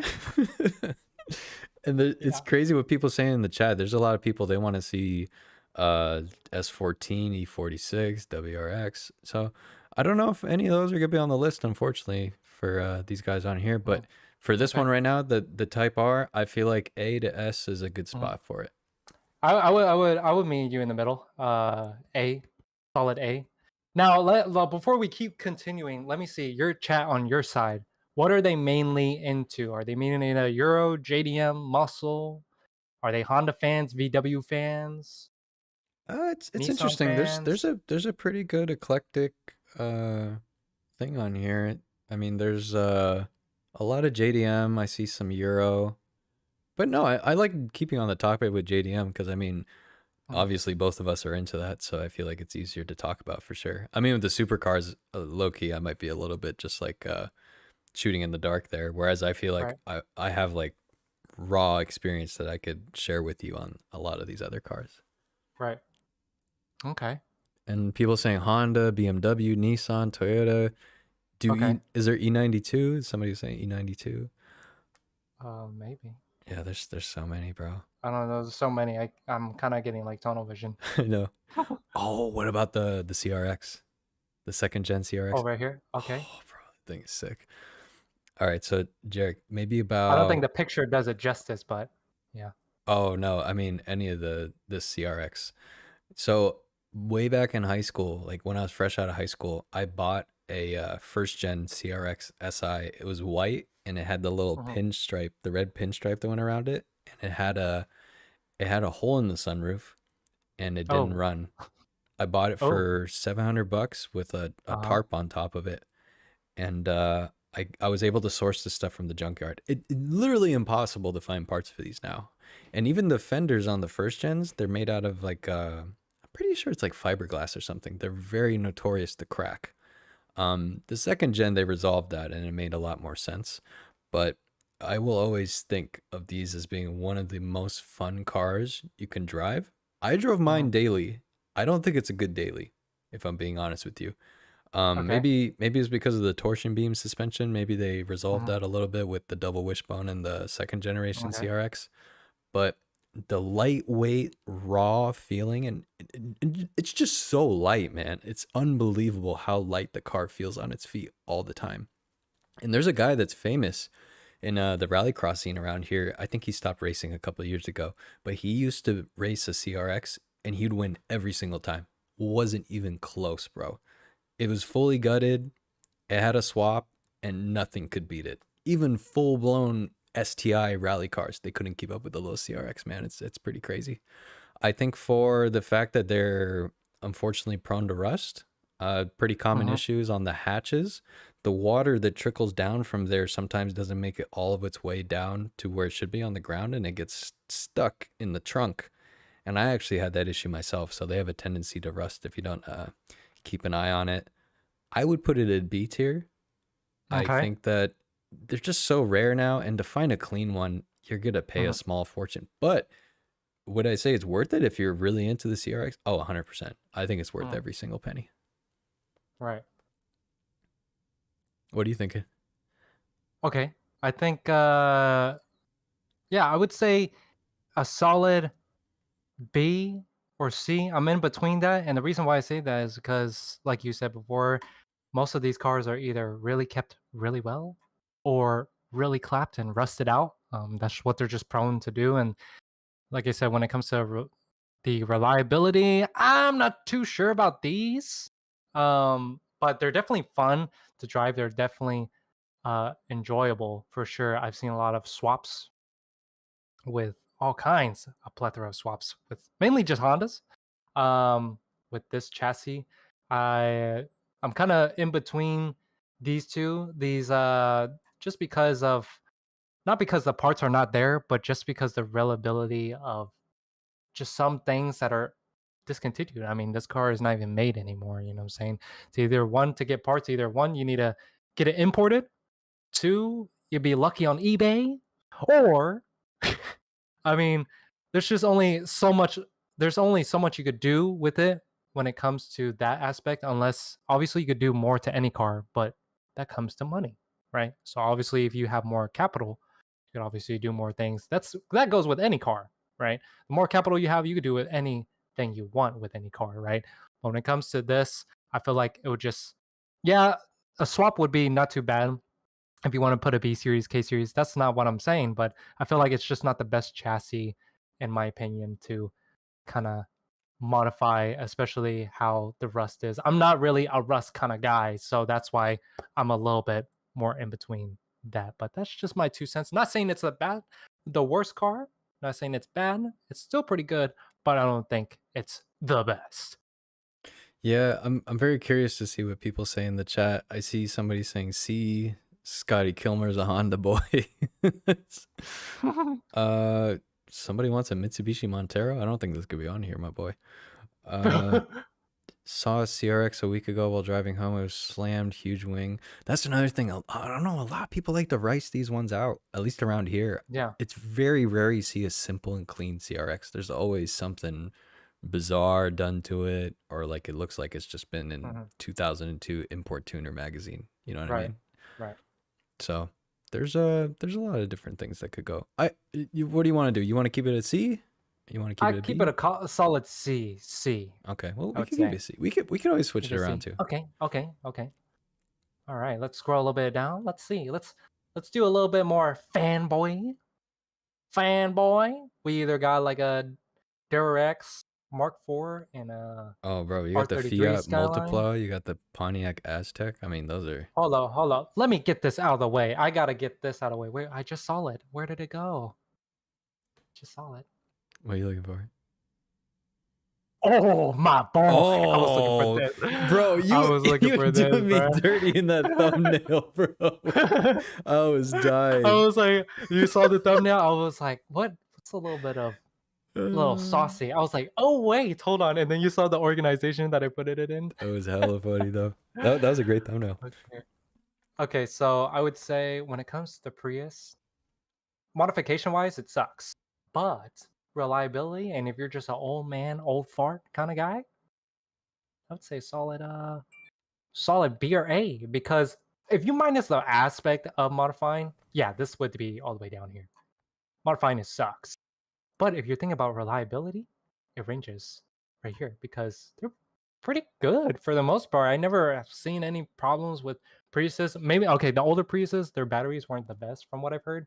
But other than that, they give really good gas. You save a hell of money. And yeah, I would say it's like, it's in between. Jarek, you're killing me right now.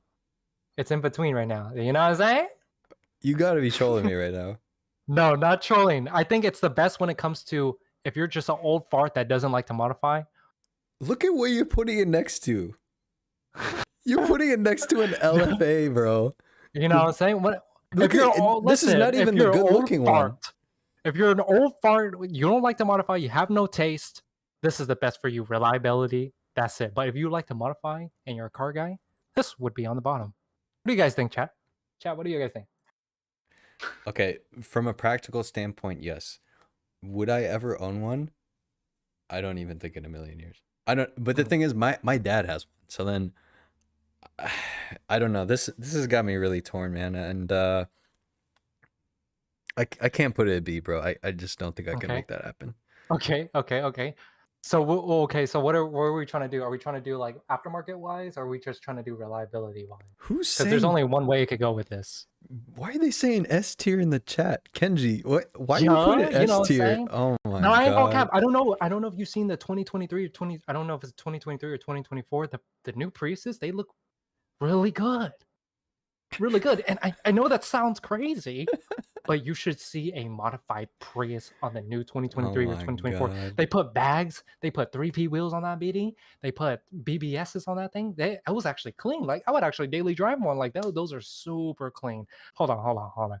Let me see if I can find this guy's gonna pull up a picture, bro. Hold on. Oh god. Can you see my browser? 2023. It's literally just on this. Hold on. 2023 Prius. Lowered, or let's put modified. Like you can't tell. Can you see my screen? Okay. You cannot tell me that's clean. 2023, that go hard. Okay, it might not be the fast, but that's clean, bro. Like that's I know, clean. but Jarek, what happened to this tier list, bro? We got an FD in the D tier, and we're putting this in S. What? People say in the chat it has an S in it. This is hard. Somebody said S is for sustainable, bro. No, no, chat, not that. Not the sustainability. This is hard. Someone in I think either Japan or Malaysia, they already done this. They bagged it. They put 3P wheel on it, and this is how it looks stock. Other than just get rid of the wheels, get rid of the suspension. The body style is actually not that bad, if you know what I mean.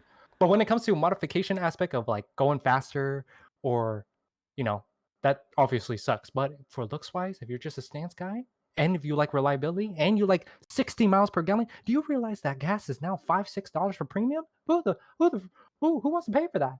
No, but if they want to go reliability, a little bit of cleanness, a little bit of saving money, you know what I'm saying? Because people got bills to pay. Maybe they got a baby mama to pay for her, you know what I'm saying? Then this would be the option. What do you think? What do you think? The Prius can get the D tier because it can get Ds. Oh no, not the nuts. But yeah. Well, how do we want to do it? Reliability, modification wise, because that's will determine like where it kind of goes. I feel like all around. I'll work with you a little bit here, Jarek. I see what you're saying. Okay. Mhm. I'll go up to D, and I feel like that's being very generous here, especially the one that's in the picture, Jarek. I mean, look at it, man. This is stock. This is stock. Okay, we don't have no modified Prius picture on here. Oh my god. Okay, the new one, sure, but this one in the picture, bro. Okay. I'm What do you think being about the new one? generous I here. just showed you this picture. What do you think about this? You cannot tell me this is clean. You know what I'm saying? It looks pretty cool, I will say, for what it is. But I feel like at the same time, you can make anything look cool these days. So Right. I feel like this is kind of a biased way of looking at Hold it. on, you think you can make anything look cool? Hold on. You think you can make this look cool? Oh, bro, that's an S tier automobile right there. you Have you look at you the think you can shifter? make this look No, bro. Go to Google right now and look up the interior of a manual transmission Fiat Multipla. Fiat Multipla. Mm-hmm. Fiat Multipla Yeah, shifter? it already Interior? says it. Or you can even do modified. Or modified? Bro, look Like, at which one is it? look This at one? the ingenuity where they put the gear selector. You see how close it is to the steering wheel? That's literally like an EP3 setup. It's brilliant. Look at that. I mean, it makes so much sense. Look at all the knobs. You can go to it and you can turn things on. If you want to look at practicality standpoint, I think this beats the Prius, bro. I would put this as C tier. Hell no, bro. Oh hell no. That shit look ugly as hell. Maybe you should- I can't. Is there a modified can't. one with the exterior? Let's see what it looks like, bro. This is like a modified one. What happened to the stream? What do we look? Oh my god, that's pretty hot.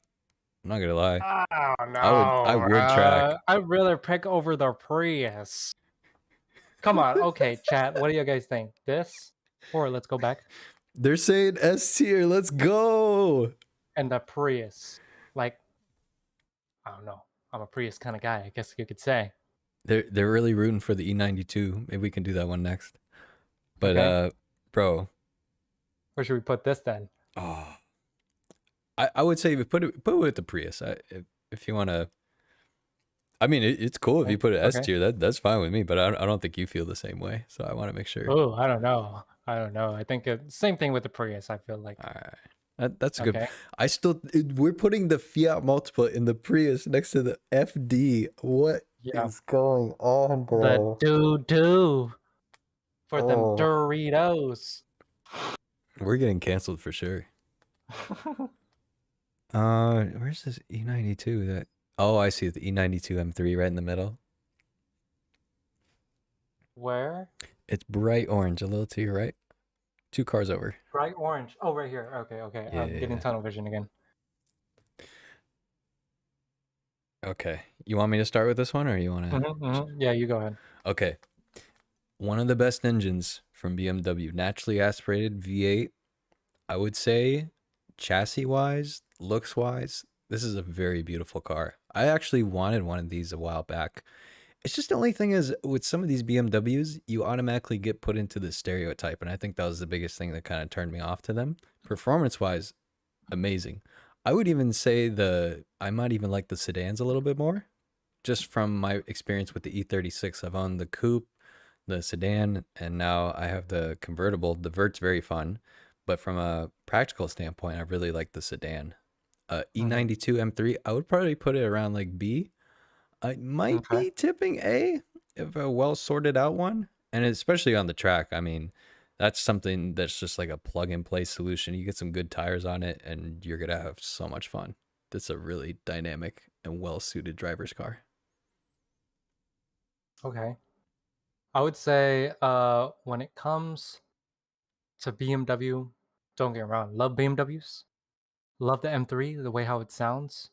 But I think it's just when it comes to bang for the buck and it's quick, but this is V8's not the best, I feel like. It definitely sounds good for sure, but I don't think it's quick enough.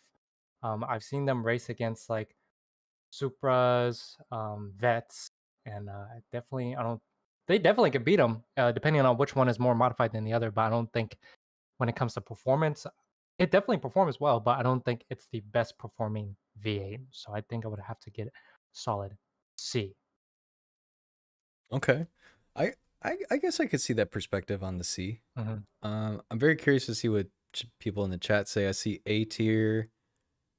Yeah, I see A tier so far. Prius and Multipla A. Well, they're saying Prius is S tier, Multipla is A tier. Okay. Yeah, they're just Okay. let's keep a C. I think that's okay with Keep me. it C. Okay. Chat said C too. Shut up. Okay, I'm down with Okay. that. Okay.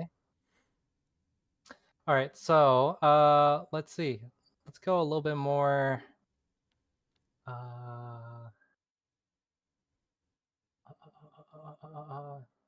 so many cars. I don't know, there's a lot. Do you even think we'll get through all these? Or we could just do like the ones that they made in America, because some of these are definitely not in America. Well, maybe we could do Um, the ones that we're like kind of familiar with. Like if we both okay, feel like we're not familiar with the chassis, then okay. we wouldn't have too much to say. How does that I sound? guess yeah, we'll do that. I guess we'll, what I'm saying? Get the Type R in here. You know My what I'm God, saying? Can't miss the I Type think R. you picked all the Hondas, bro. Okay, so when it comes to the Type R, a lot of people are gonna hate me, but I think it's one of the best cars on the list. Yes. Now hear me out. I've driven the SI platform. I used to have a 10 Gen SI, and obviously it's not the same as a Type R, but it's very similar when it comes to the handling, the performance, the bang for the buck. And the reason why I say this is a overall best practical, reliable, performing. I wouldn't say it's the fastest car, but it's definitely there's so many other things that hits the checklist that it has to be best car on the list. Why is that? When you do performance mods, full bolt-ons, E85, you make 400, 450. That is I think that's more than enough power for the street. Anything more than that, you're just trying to die, honestly. Um, and when it comes to practicality, this has Apple CarPlay, cruise control, and I'm pretty sure the newer Type R's, other than the FL5, which is the newer version of this, has like lane assist. And what else? It has the looks for it. You could fit. Have you seen car or Gears and Gasoline? They do like a practicality video, and literally you could fit tons of stuff in this hatchback because it's a hatchback, and the looks is there, the performance there, everything literally hits every point. The only problem is it's just not as fast as these other cars, I would say. But if you do full bolt-ons, like I said, 450 is plenty for the street. I feel like anything more than that, I don't know why people buy Hellcats, because you can even use 700 on the street. If you kick all those 700 horsepowers, you're gonna definitely either kill yourself or kill someone. So I think 450 for full bolt-on and everything like that safely, I think it's great. But if you like stock power is like 300, and I think it's one of the best tiers on the list because it literally hits everything: the modern remedies, the looks, reliability, performance, and it has a lot of aftermarket parts. Why? Because it's a Honda, and particularly it's a Civic. So Civic has tons of aftermarket support when it comes to that. When it comes to asking questions, where do I, how do I modify this? How do I put this on? How do I tune this? Where tuner do I go to? Do I get an e-tune? Do I get a dyno tune? Any of that stuff, it's all on the forums. I've seen it and I've seen it all. And I've tested out this car and it's amazing. And I think it's one of the best cars on the list. If it's not, definitely S, because like I said, it hits every bullet point. All right, Jarek. Let's just slow down here for a second, all right? Okay, okay. This is a very Hot take. The best car on the Hot. list. You're putting this above the Lexus LFA. Okay, the Type R. Hmm. FK, it's a great car. I Hmm. think from a performance standpoint, I agree with you on a lot of the things that you're saying. But Hmm. I would never put this above an Integra Type R. I just don't see Okay. how that's possible. I know that it's a much older car. It's still a Honda, and there's all the pedigree has been updated, transformed. I bet you it's much more pleasant to drive than an old Type R. But for Hmm. me personally, I I would give it a solid, and I want to be generous here. I would say A max. I would Okay. max it out at A. I'm leaning more towards B, but I do want to work with you a little bit here. It's Okay. That's pretty wild putting it at the top of the list. I would put the LFA over the Type R. I mean, that's no question. Yeah. Um, I think the reason why I put that on the top of the list is because of affordability as well. If you look at all these cars right here, yeah, a Miata is affordable, the Techie is affordable, but you're thinking about overall, let's say if people don't have garage space and they only need one car and one car only, this beats the spot. It's the ultimate daily driver. And I think that's what I was trying to get at is not because of the performing aspect. Obviously that's important, also the look aspect and everything. It's obviously not the best looking car. It's not the most out doing I know, car, but but but it's but Jarek, just the fact that you're saying that it's not the best looking car, that makes me a I'm not little saying concerned. it's definitely a good looking car. Some people reason why I say it's not the best looking car because some people have other different opinions. But I'm saying it's the best car because if you've seen these cars modified with performance mods or cosmetic mods, it literally hits every boat there is. You could literally take your grandma, your kids to like a road trip, come back on the racetrack, and it would still run and go.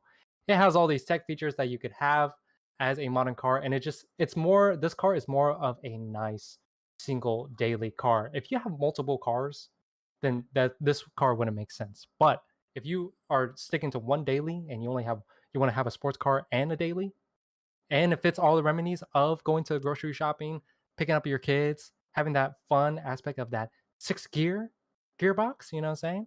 And the looks, there's many of kits on here, Mugen kit, Spoon kit, uh, all kinds of kits for these cars that make it look good.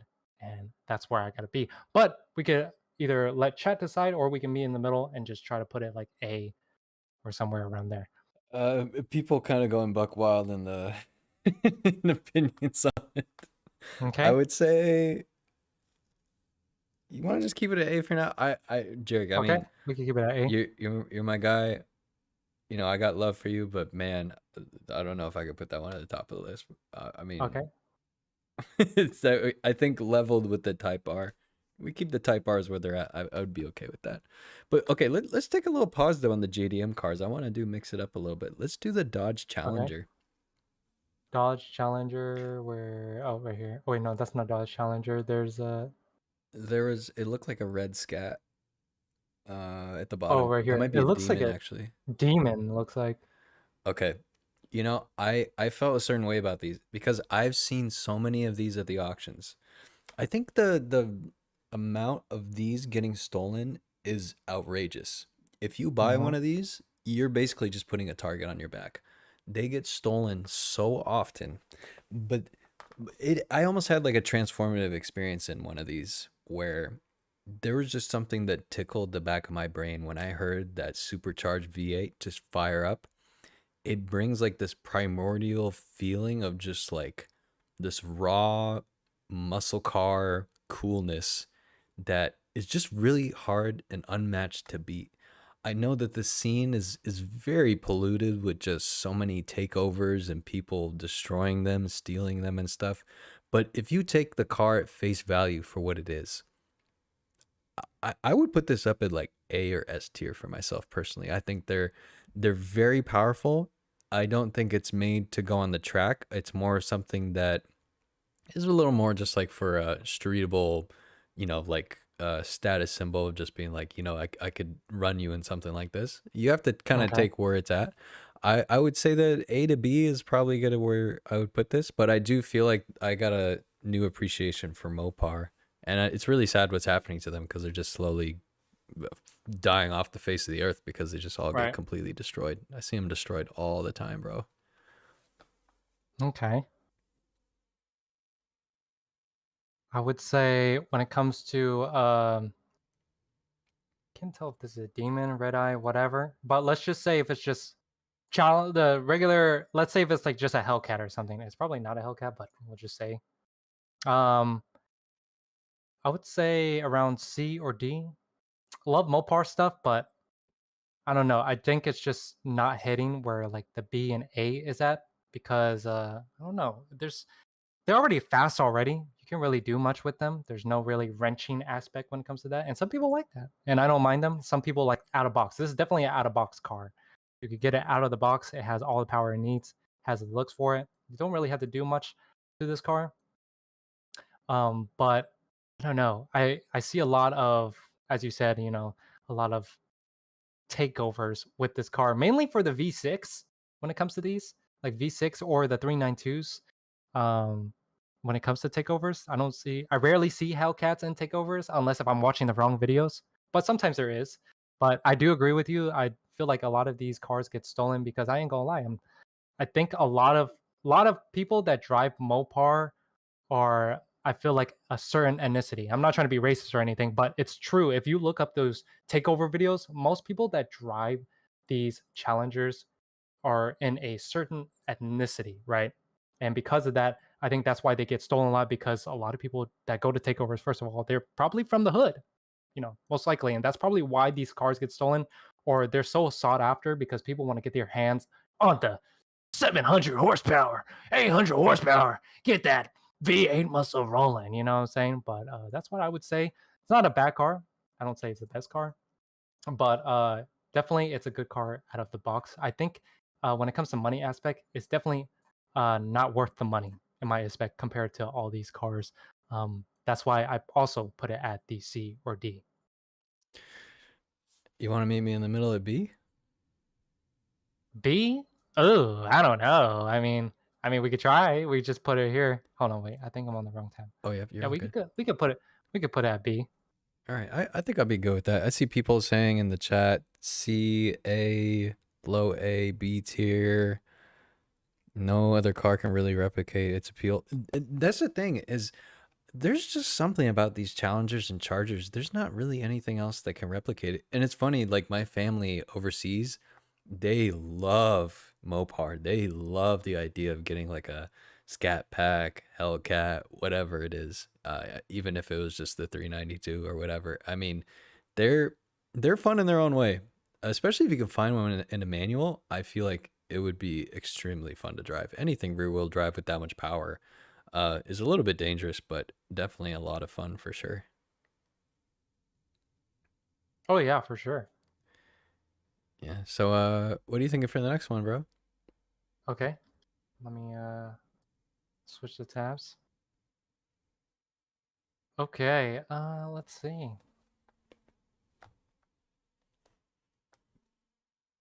We could do double RX. Double RX. Okay. I don't know if this is a STI or not. It looks like a Can't very tell. specced out one, maybe like the I expect that S209. one, yeah. I'm not sure. But if it were just talking about double RX and STI level, I'll put that in between, I guess. When it comes to the WRX, I think there is a lot to be done with these cars. I think same thing. It's almost like Civic for Subaru, and a lot of people like to modify them. Newer ones, older ones, whatever it is, they love these cars, and I do love them too. I've driven one of my friends, and it's definitely a cool car for sure. It's definitely different because of that boxer motor. Um, when it comes to power, when it comes to not like a, I guess, horsepower jockey, I think it hits the spot. I think it doesn't make a lot of power, but it's definitely not underpowered. I think it's not fast, but the best word to say is quick, right? It's quick enough to get on lanes, maybe do a little quick pulls, fun joy rides, maybe autocrossing, stuff like that. I feel like it's definitely a more fun car, I guess, or like more of a how would I say, more of like a more amped up daily driver. I feel like That's the best way to say it. Because I've been in these cars. They're pretty roomy. They're pretty roomy. The interiors, I would say, is it's okay. It's not the best, but it's okay. And with the aftermarket parts, a lot of people like to use these mainly as like show cars. I don't see many fast WRXs, and when you do, it's a rare sight to see. But most of these people like to do these as stance cars, and I do like stance cars. I ain't gonna lie. A lot of people don't like them. A lot of people do like them. So I think I would give it a solid, probably C or B around there. I'm in between those. Okay. Well, I don't know if generation matters at all in this scenario, but I actually have. Well, at one point in time, I actually owned 3 Subarus. The first car that I did on this YouTube channel was a Subaru, and it was Okay. my 97 GC Impreza. I bought it from an auction for $125. It was very sentimental to me, and that's what kind of got me hooked on these Subarus. After that, I bought another one that was wrecked. It's the Bug Eye that I still have to this day. It doesn't get driven as much as I would like, but I learned so much from that car because I had to pull the engine out of it 4 times. Mhm. Oh Um, yikes. and that's just kind of the par for the course for these things. It's a long story. Anyways, I bought an eBay motor. It was locked up, and it was just a whole complete disaster. I say when these cars are fully sorted, there's some of the best bang for buck when it comes to all-wheel drive cars. There's a reason why the symmetrical all-wheel drive is so good. When you go to these rallycross events, especially around here, 90% Subarus, tenfold. All-wheel drive class, it's 90% Subarus because they're very easy to work on once you figure them out. They're pretty reliable for what it is. I will say that they're durable. I've seen them take jumps, go against walls, hit guardrails, and they just survive.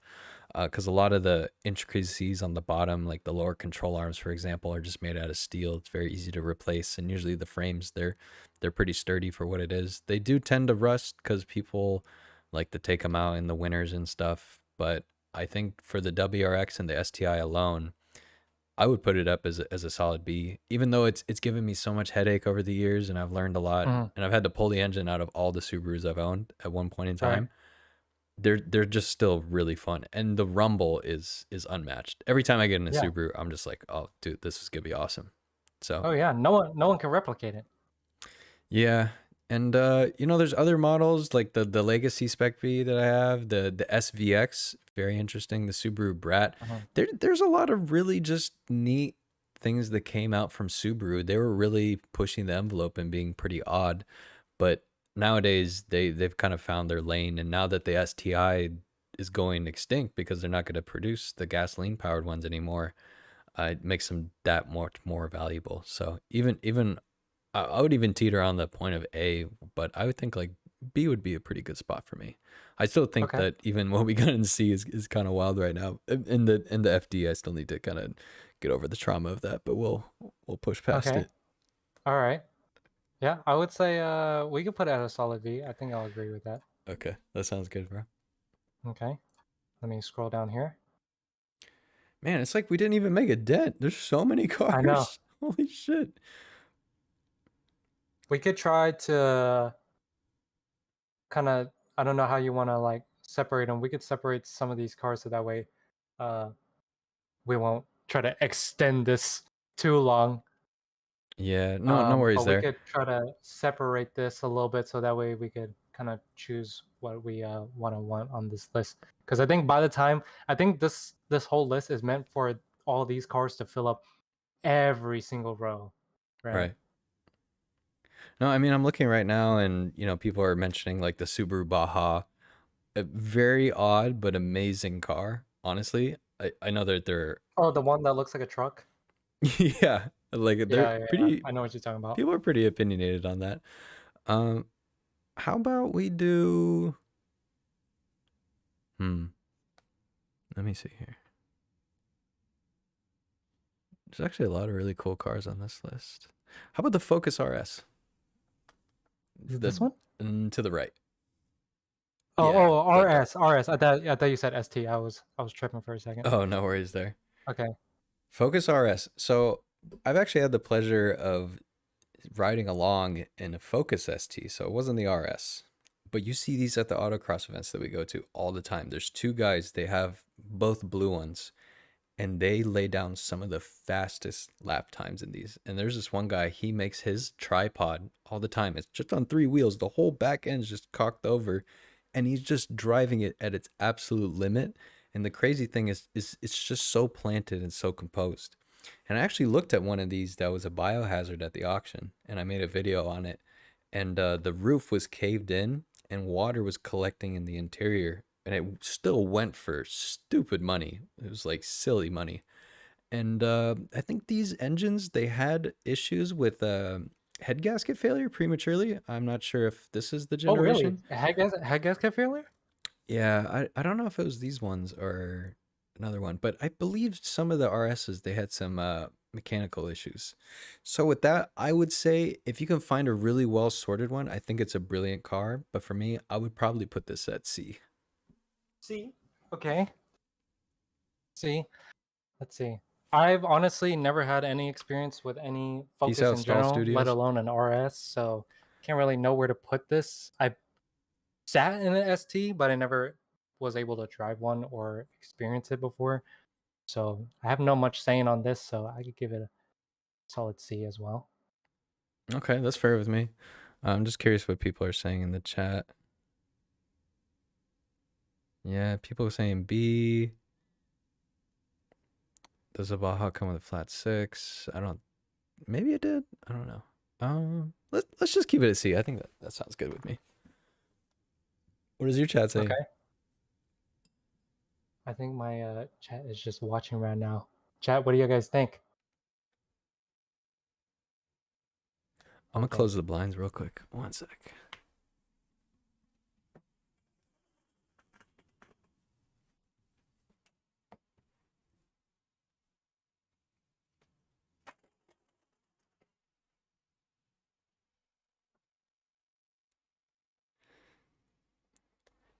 Wait, I'm actually curious about one. What about the 300ZX? 300ZX? Oh, right here. This one. Mm-hmm. Okay. 300ZX, I would say. I think they look great. A lot of people don't like the look, but I do. When it comes to 300ZX, when it comes to everything, modifying performance, I'm gonna keep saying it. I'm gonna keep saying it. I'll drill it in your head if I got to. Modifying performance, reliability, I give it a C or a D. Just because I don't know if you guys know this, but engine bay is there's there's almost no room to put your hand through here and work on these. I've seen and heard that well, these are kind of not hard to work on, but they're you definitely have to be flexible and not uh big for sure. That's the easiest and the nicest way I could say it.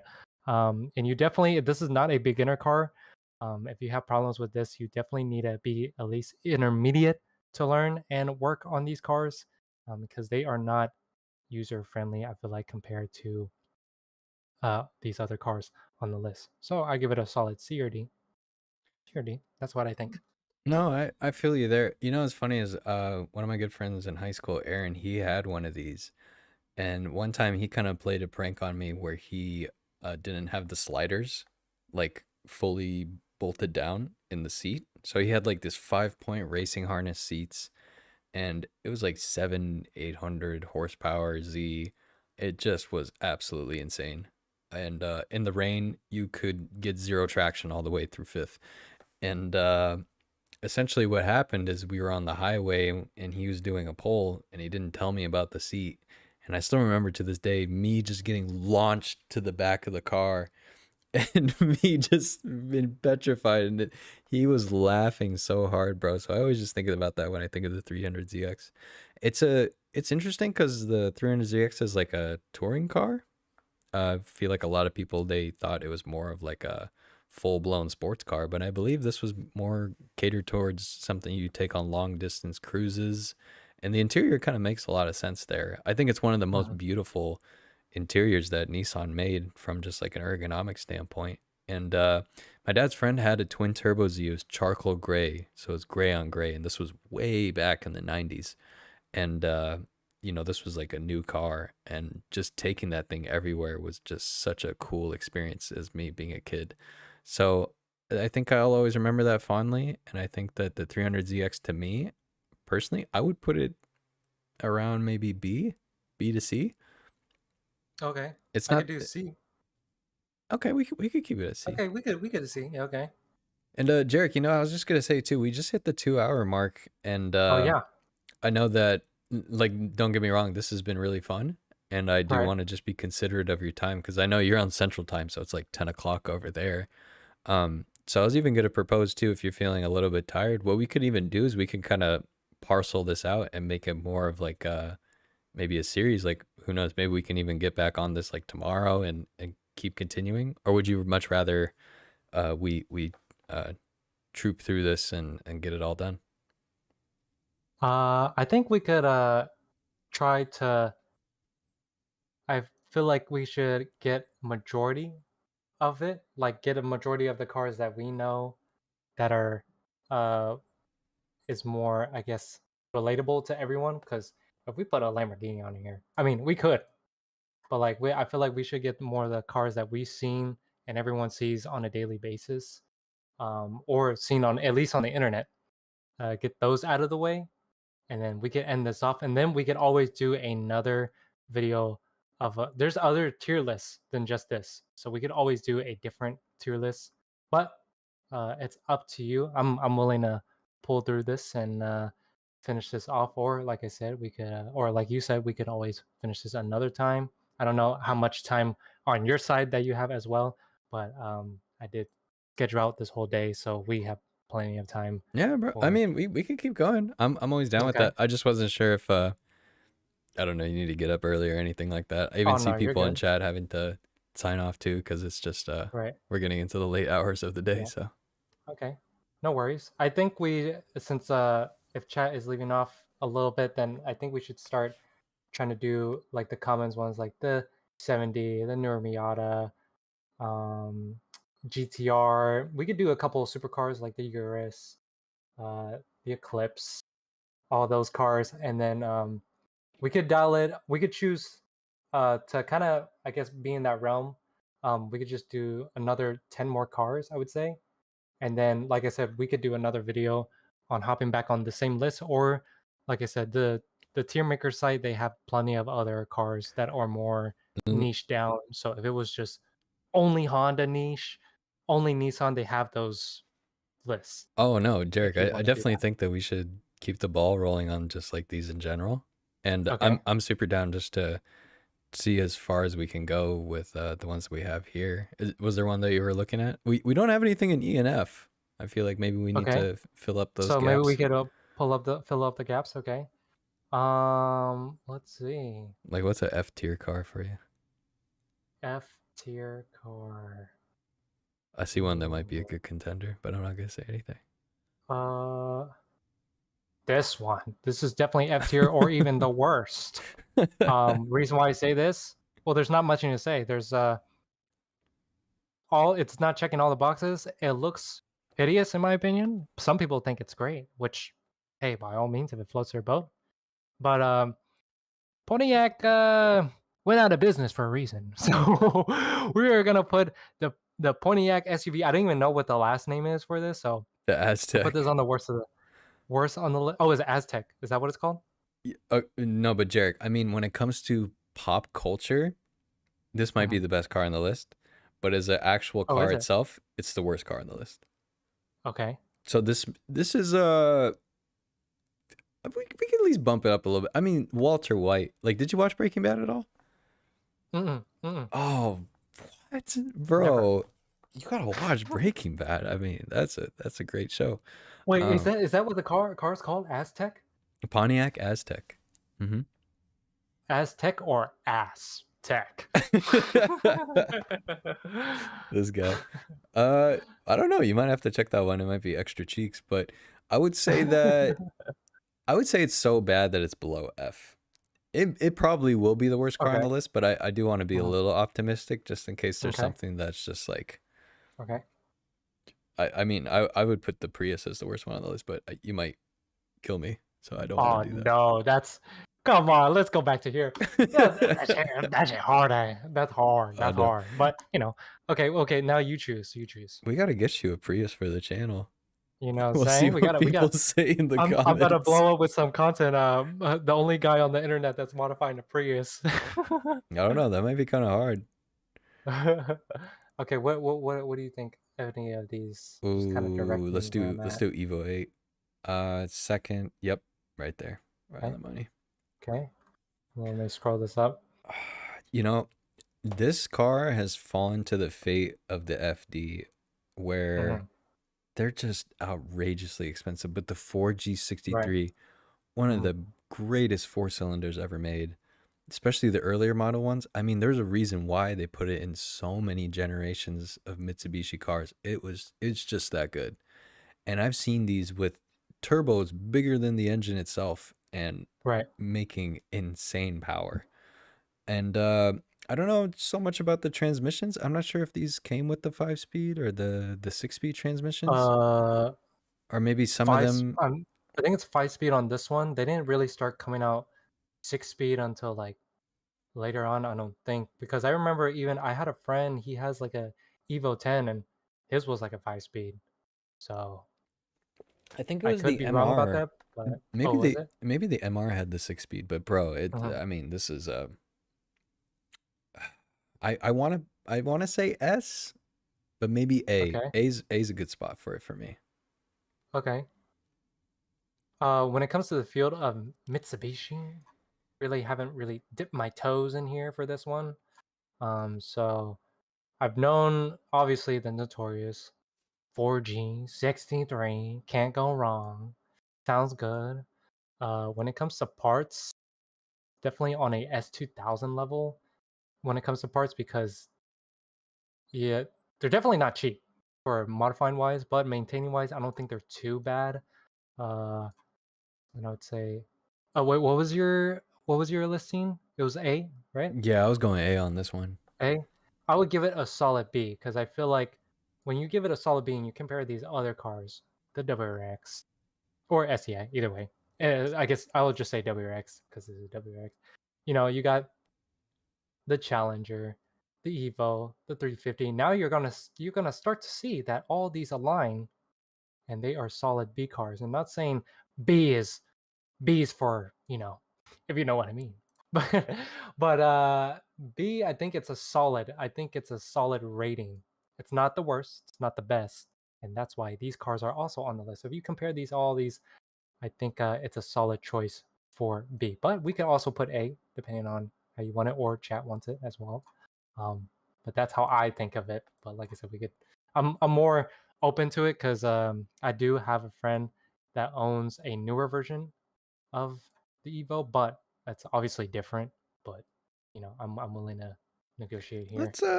Let's go B. I think B is a good spot for it. Okay. With the Okay. Subaru, I think they're both like battling it out. Rivals. Yeah, yeah, yeah. Rivals. Yeah. I like Okay. that. Okay.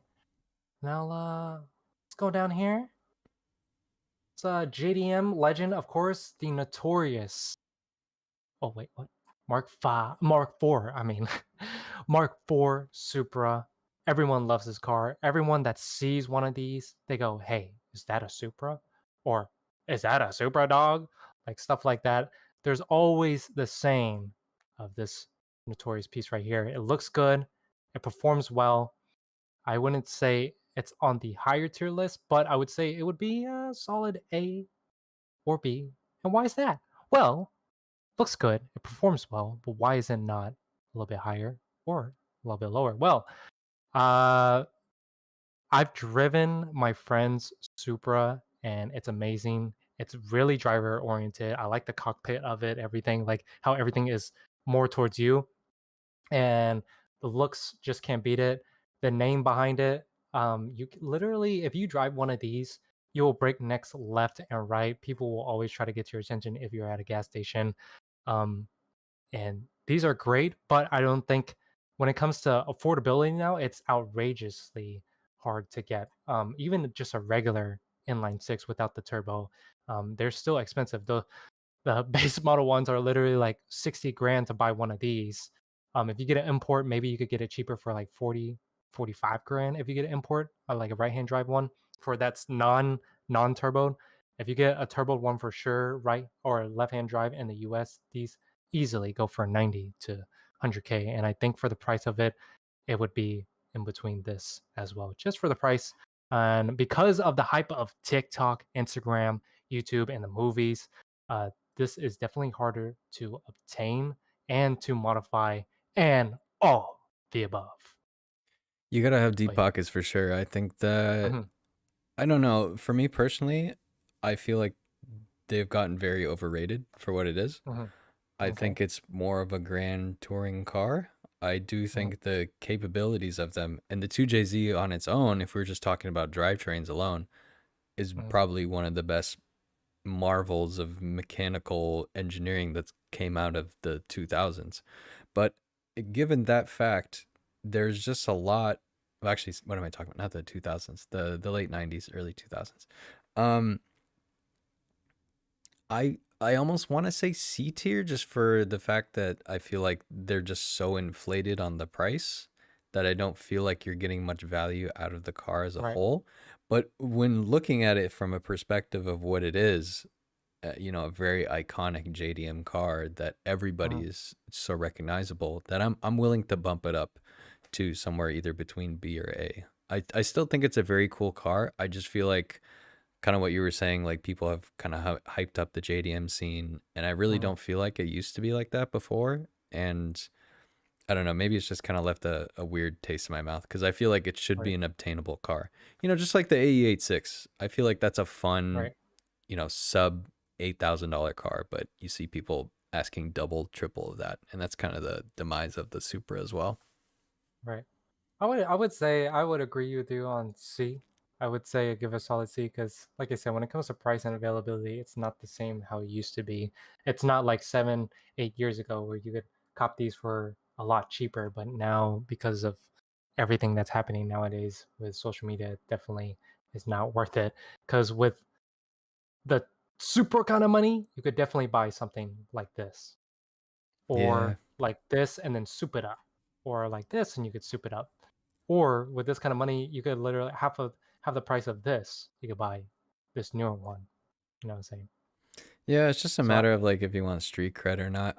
mhm, It's still a very good looking car. It sounds right, amazing, and it's so iconic. I'm not trying to like bash it down, but I just feel like mhm, it's so diluted with people just mhm, gawking over them that it kind of turns me off to the idea of like even wanting one in the first place. right. And I know that's a pretty hot take, and maybe people are gonna hate my guts, but I guess we'll see. But Okay, yeah. What do you think we should do for the next one? okay. I think I chose this one, right? Oh, yep. Chose this. Oh, Okay, okay. I see you going. Let's do another Mopar. Let's do a Dodge Neon Neon. Okay. SRT. Okay, so I know this is not maybe the best thing that I'm most proud of, but I remember Mhm, there's been a few instances long, long, long time ago. We used to meet up at Walmart parking lot late at night, and you go there, and back in the day, it was like hot import nights, and there was a whole bunch of these neon SRTs, crazy, crazy fast. I mean, just absolutely insane. I feel like the modability of these, and people don't give much street cred to the first gen neons. If you find one of those with a manual transmission, those are actually really great rally cars. They're very light, they're durable, easy to work on, and overall pretty good fun. There's actually a friend of mine that I know, he rally crosses one to this day, and I don't know, it looks like he's always having a blast in them. I would say the SRT4, if you can find a good one. I mean, dude, have you heard these things with an exhaust? They sound I incredible. have. I have actually. I raced one. Really? In the Yeah. SRT and the Honda? So when I had a tension SI, I was not full bolt-ons. I was just like intake, and that was it. So when I raced, I had a friend that had an SRT4 at the time, and we raced on this bridge, of course, in Mexico. And we raced on this bridge. We did like 20 rolls, 30 rolls, and it kept up pretty well. I would say because I wasn't tuned, it obviously beat me. But with me, like no tune, no nothing, just an intake. Um, it put like a good uh car length on me. But after he went like a full on turbo kit, like bolt on turbo kit, and then a tune, it was pretty quick. I would say when it comes to quickness, the best way I could say is like to a Type R level, like a modern Type R like level. I would say a little bit faster than a Type R if it was like full bolt-ons and turbo swap and everything. They're pretty quick. The thing is, I don't like really the look of them. This one's pretty clean right here. The one right here, I think that one's pretty clean. But I'm not really a neon kind of guy.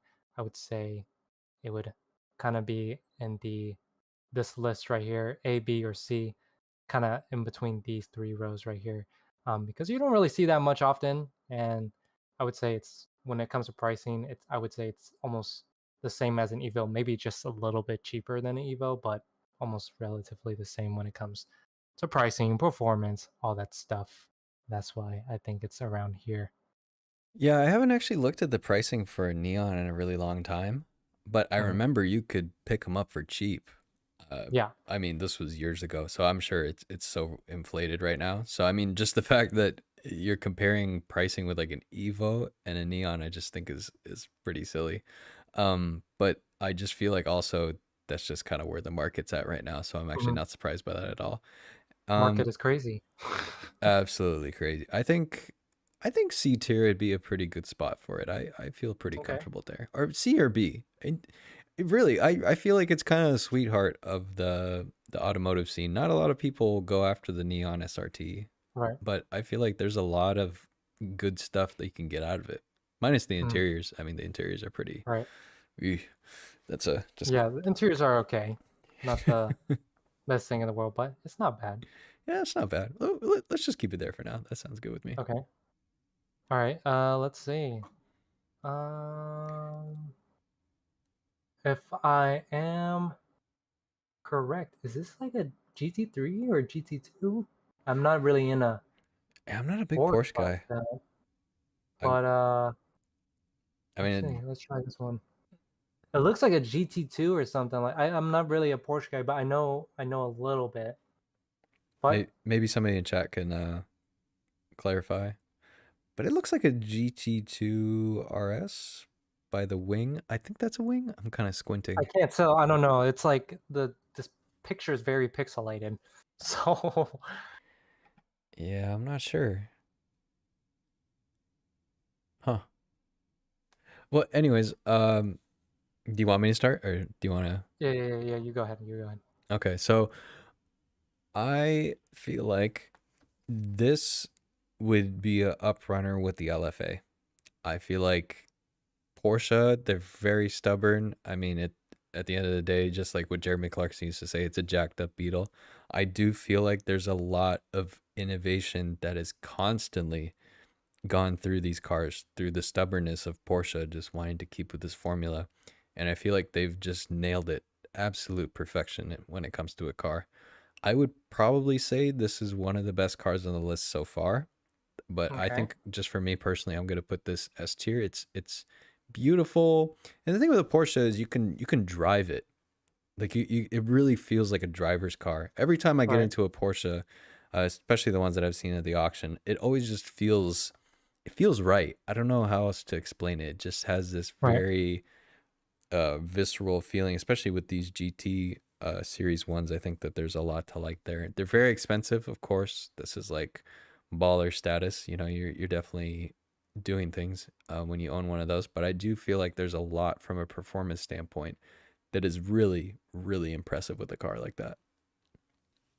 Okay.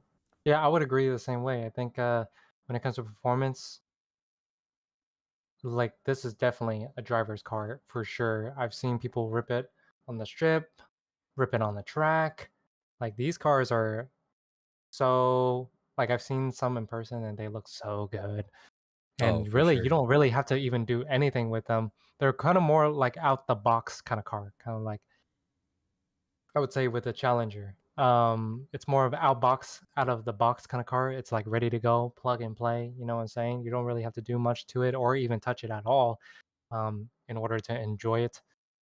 I think it's definitely S tier. I wouldn't say it's a best car on the list because, like I said, when it comes to affordability, this is more of a uh, top 10%, 20% kind of people when it comes to income wise when trying to afford a car like this. Yeah, Yeah. I might even change my mind. It might be the best car on the list, but I think S tier might be a good spot for it. What do you think? Okay. I'm in between. I'm in between. I'm not against either one. I think other if you minus the affordability, and just performance and the name and the history behind the company, I think it would definitely be top tier. Yeah, let's keep it top tier, bro. I think it's Okay. the best one so far for sure. It's an Okay. amazing car. Okay. Okay. So we've done the Neon, the Supra, the Porsche, and let's see. So that's three. So we have seven more to go. We have seven more to go. We could either fill in this gap or we could keep filling this. Where's We have seven more to go. So that way this video is not too long because, oh God, this would be a lot of editing. I mean, you could even just keep the VOD, throw Right, up the whole VOD if you wanted to. I mean, right. That is true. um, I'm just thinking like, have we done a Ford? Ford? I don't think so. Is there a Ford in here Oh, there's somewhere? really they doing Ford dirty like that? Oh, we actually did. We did the Focus RS. Oh wait, Oh, yeah, the R. I Yeah, see yeah. the Mustang Wait, on the where? left side, third row down. It's Oh, red. right here, right here, Yeah. right here. I was Mustang. like, there's Yeah. no way they wouldn't put a Mustang on here. That's what I was saying. I was like, there has to be a Mustang on here. Yeah. Okay. Okay, Ford Mustang. Where to start, man? I mean, it really depends on which model we're looking at. I feel like Right. with the V6 Mustang, it's kind of a meme. The Mustang as a whole is a meme.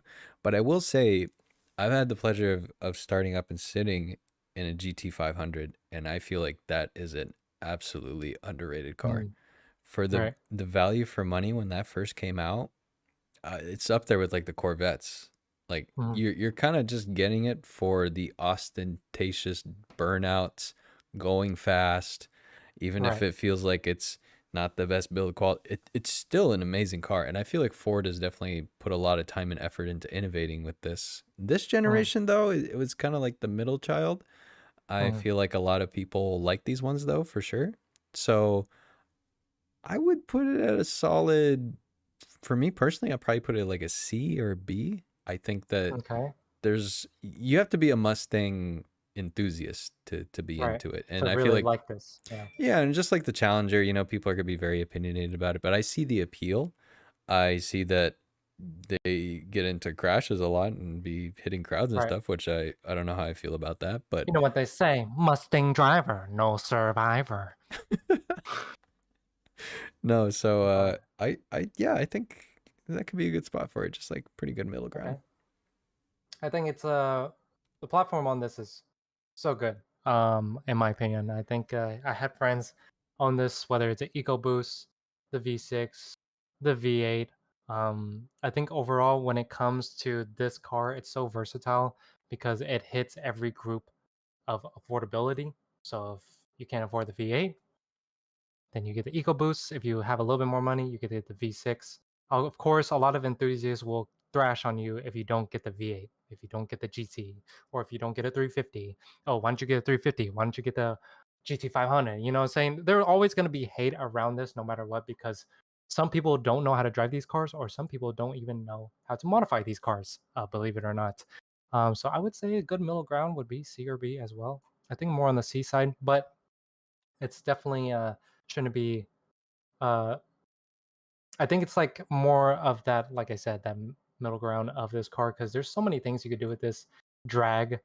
I wouldn't say autocross. This car is not. I've never seen really Mustangs autocross. It's more of a drag or street race kind of car, a roller kind of car, because that's what usually people build these for. Is mainly to race, to drag, to roll, and that's really it. So I would say a good middle ground. It's also really good and or not really good, but fair in aftermarket parts, aesthetic or performance. So I would say a good middle ground is C.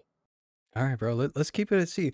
I'm just wanted to take a moment just to see what people are saying in the chat, and people really want to see the Prelude. I don't Okay. know if I saw it on this tier list, but There bro, is a maybe Prelude. we can do that in the future. Let me check one more time. Is there a Prelude in here? Middle child reference for modern era. Hey, what's up, Edwin? Oh shit. Sorry, that this is like one of my friends from like kindergarten. Oh no, you're good. That's really dope. I'm glad you could join us, bro. Yeah, a lot of people they want to see the third No, gen with the four wheel. You know, I actually saw one at the auction. I need to edit that video. Um, so if we don't talk about it tonight, I got you guys with that one. I don't think there's a Prelude unless if I oversaw it. No, Let me go with I don't that's think there's a sad, Prelude man. in here I though. had a Prelude for like 10 years, man. I could talk about that car forever. But no, it's all good. We'll have to keep it Right. another time. Okay. Oh, Okay. any MR2s? Oh, I see MR2 right here. SW20. Oh, bro, we MR2 gotta. right here. You down to talk about the MR2 real Okay. quick? Yeah, yeah, yeah. When it comes to MR2, I think they look good. I think it's definitely more of a sharper looking, I would say, than Miata. I think they're when it comes like when if you close these pop-ups, they look very similar. I think this one is just a little bit more less curvy and more edgy. Um, when it comes to performance and all this yappity yap, I think I've said that 5 billion times like a broken record.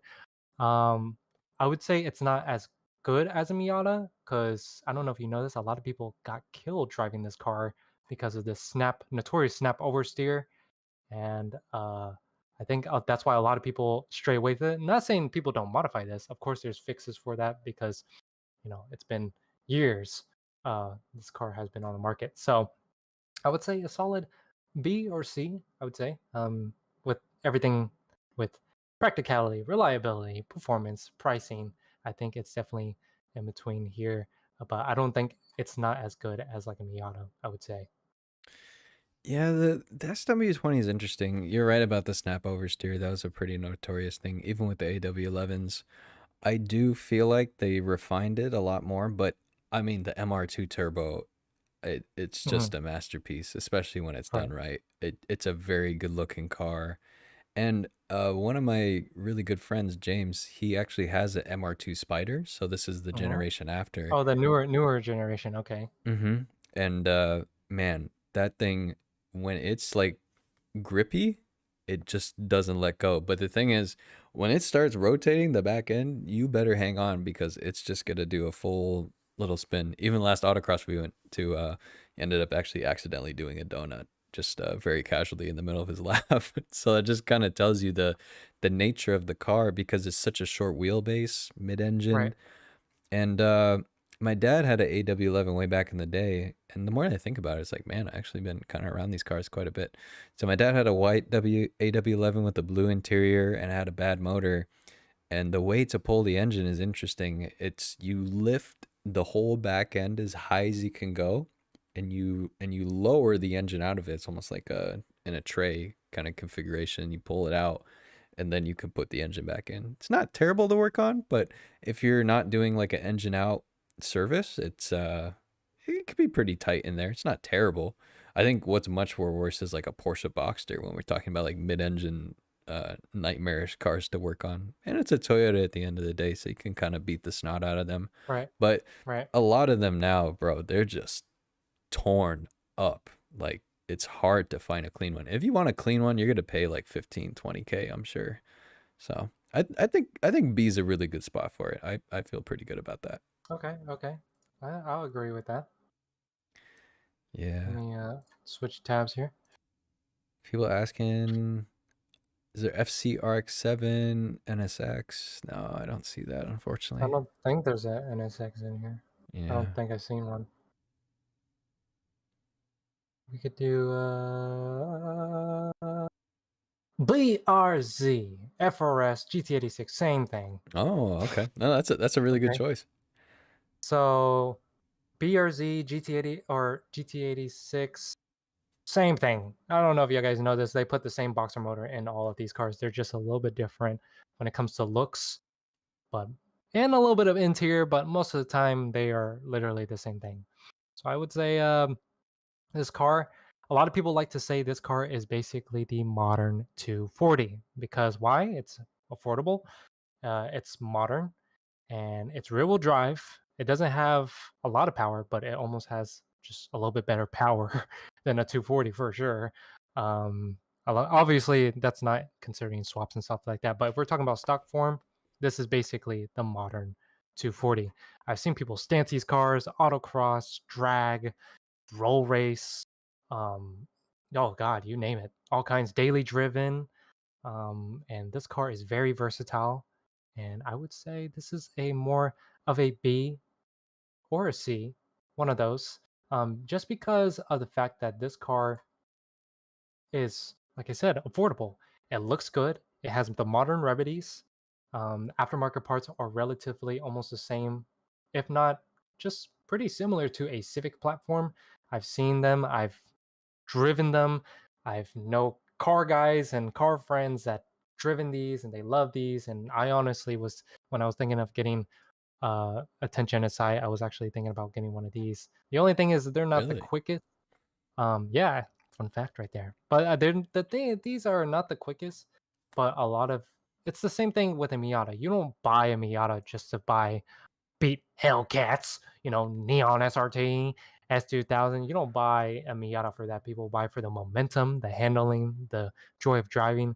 And I think this fits in the same realm as this because obviously this is not like a Miata, but it handles pretty well. I've driven them. They're blip happy, especially if you tune them. They do have a torque dip in the mid, which is very notorious for these cars, but this always fixed with tuning capabilities, aftermarket headers, stuff like that.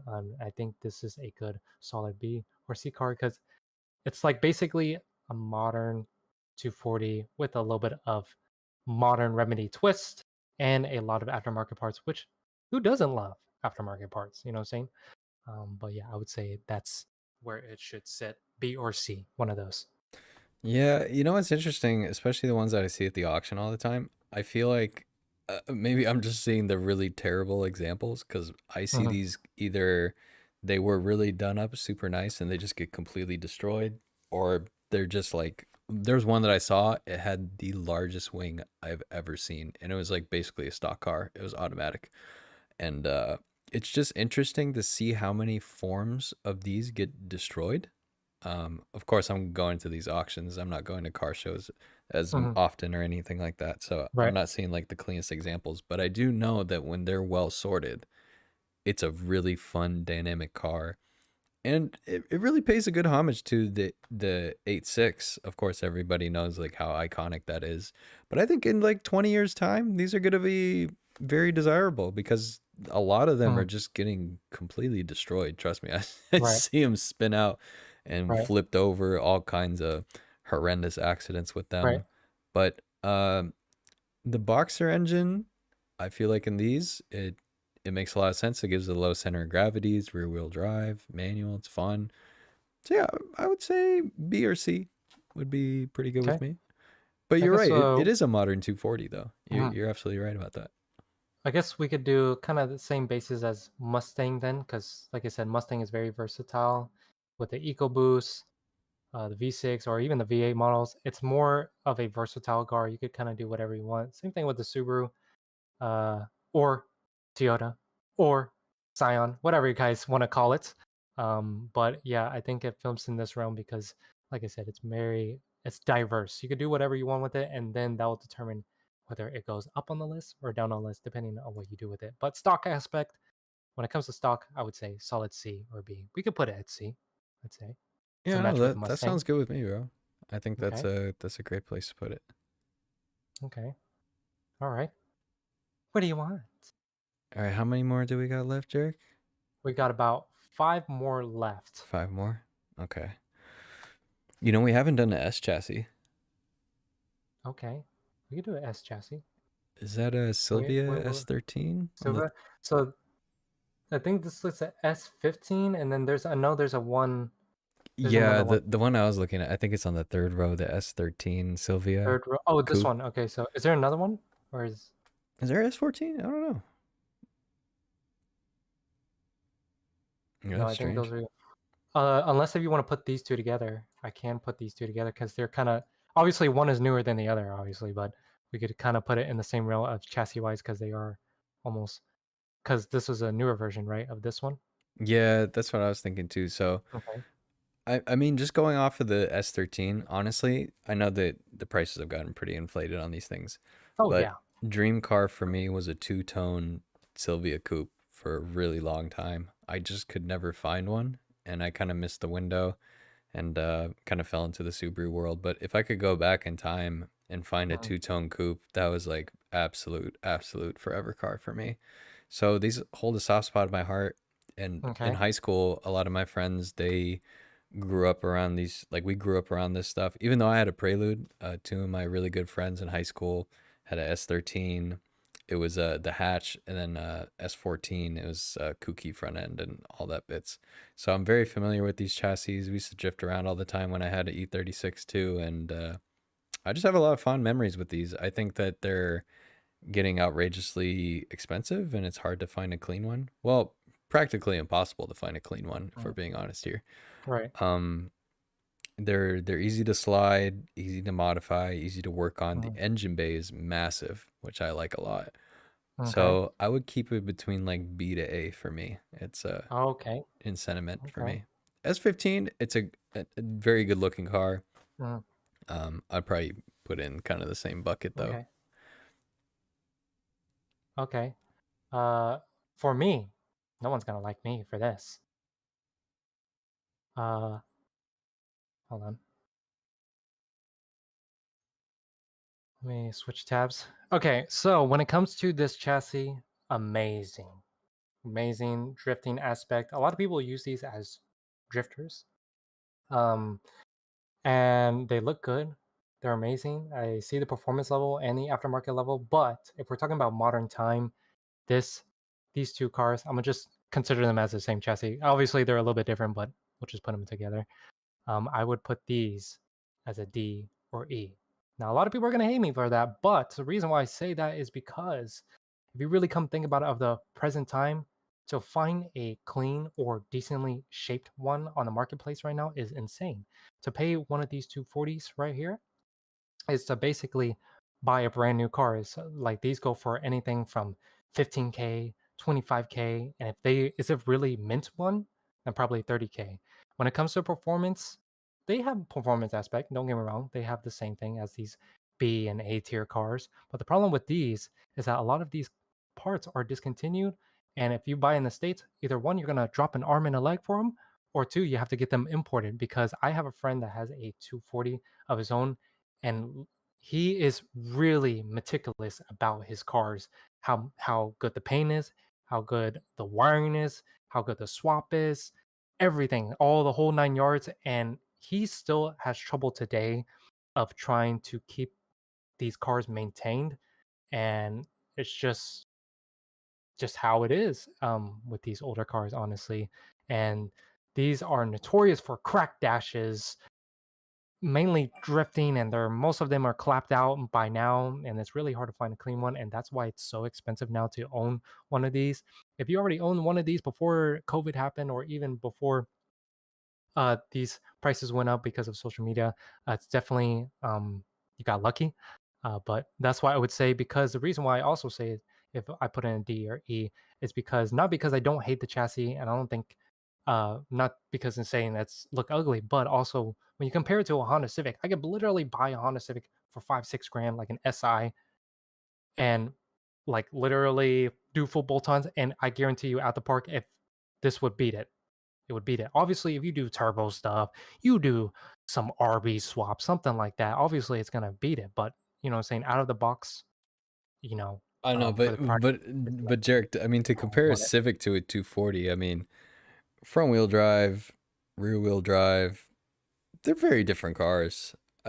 I, I get what you're saying about D and E, how they are getting expensive.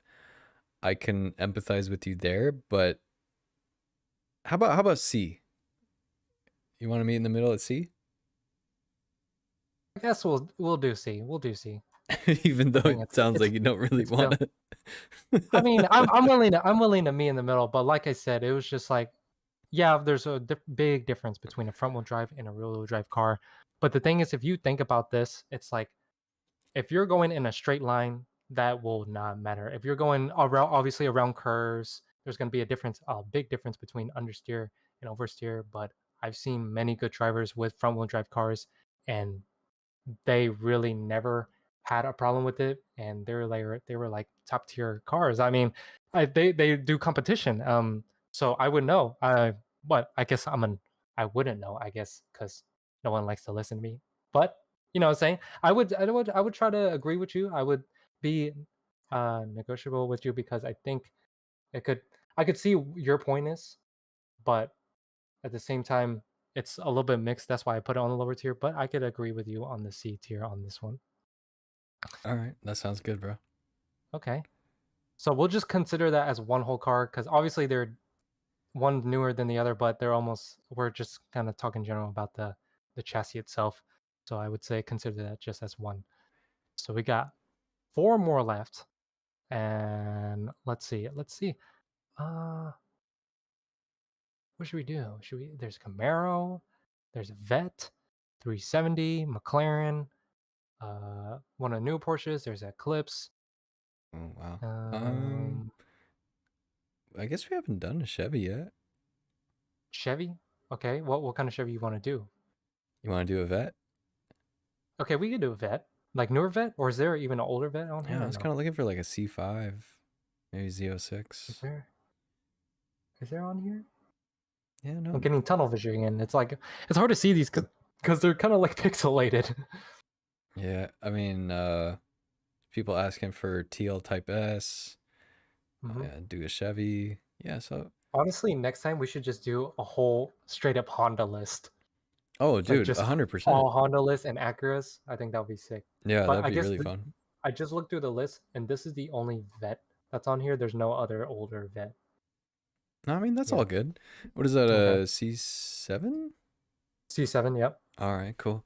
No, I mean, I'll just talk about the Corvette as a whole because most of the ones that I've seen are like the C4 to the C6. I think the whole lineage of the Corvette is very interesting. How you can get so much power in such a light car made out of fiberglass for the majority of them. And I feel like they really stepped their game up with the C8. But I guess since we're talking about the generation down, I feel like there's a lot of tunability. You get a lot of power. I mean, LS right out the box. These are infamous for that. So you get the ultimate drivetrain. You don't really have to do much with it.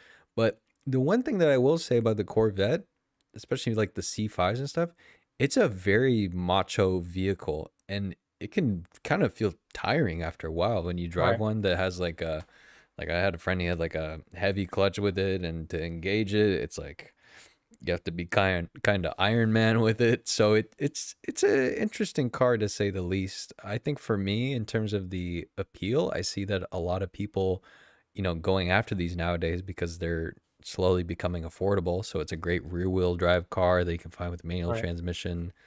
Uh, Very easy drivetrain to understand, and it's a clamshell, so you could just kind of open it up and do whatever you need to do, tinker, and then put it Right. back.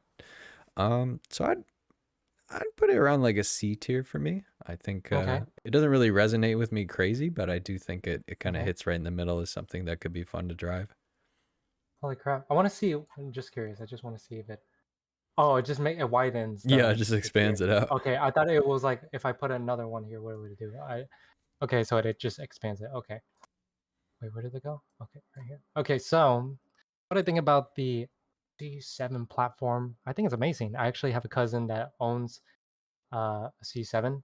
It's I think it's a base model. So I think the base model is called like Grand Sport. I think Grand Sport. Don't quote me on that, but I think it's Grand Sport, which is like the base model. So it's just like a 6.2 V8, naturally aspirated.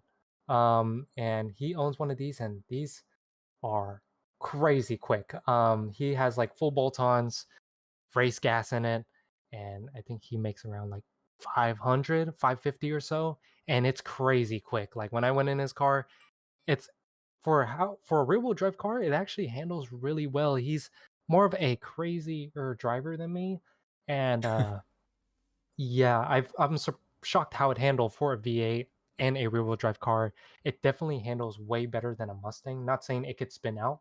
I'm not saying it cannot spin out. It can spin out, but I feel like for these vets, they're less likely to spin out because they have the leaf suspension, which is basically the same suspension what they use on like trucks.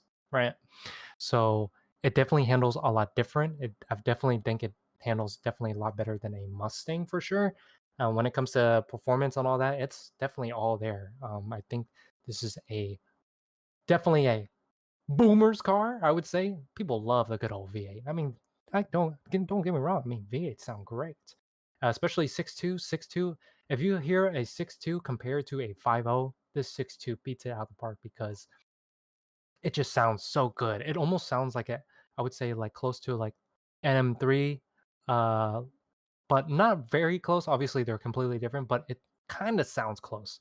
But because of the bigger displacement, it just sounds so good. And yeah, I think I would probably give it a solid B or C in between. I'm not against either one, B or C, I could for the actually, money. I think you persuaded me a little bit on this one. I think I could go with B tier on this one. Okay, Because okay. you're right. I think what's so appealing again is just the machismo of it. Like when you sit in a Corvette, a well Mhm. sorted one, and you just got that rumbling V8, kind of like the same fizz that I got from the Challenger. It just Okay, unlocks this primordial thing where it's just like it feels so cool and it just feels really awesome. right. Not to disregard like any of the four banger stuff. Of course, you know we got the grassroots and the Hondas and all that, but Four to, bang wang. but when we get in the vet, bro, like it's just a whole different experience, and I do think that it is very enjoyable. And when I see all the other cars on the B, I think it looks just at home right there. Okay, okay. I'll give it a solid B. I'm super down Okay. with that. So we got three more cars left, and then we could kind of do a little recap once the list is set. So let's do three more cars. Let's do a group vote together. So that way it's a little bit more fair since we only have three cars left. Um, so let's see. We could go through. Let me know what you think. What do you see? There's a Celica. Looks like an M2 of some sort. Yeah. Z4, Chevy SS in America. The older WRX. I guess we could put this WRX technically with kind of like the same. Obviously, the chassis a little bit different because it's a hatchback, but it's almost the same thing. We could kind of skip that if we want to. Yeah. Aston Martin. We got Lamborghini, the Lexus. It looks like this is a RCF. Those are This looks nice. like an M8, BMW M8, M3, or no M4 because it looks like a two door. M4 Charger, McLaren. Looks like a ST or older ST or RS. I can't tell because It's like a full blown race picture. car almost. Yeah, the Well, picture looks pixelated. how about the So ND? How do you feel about the ND?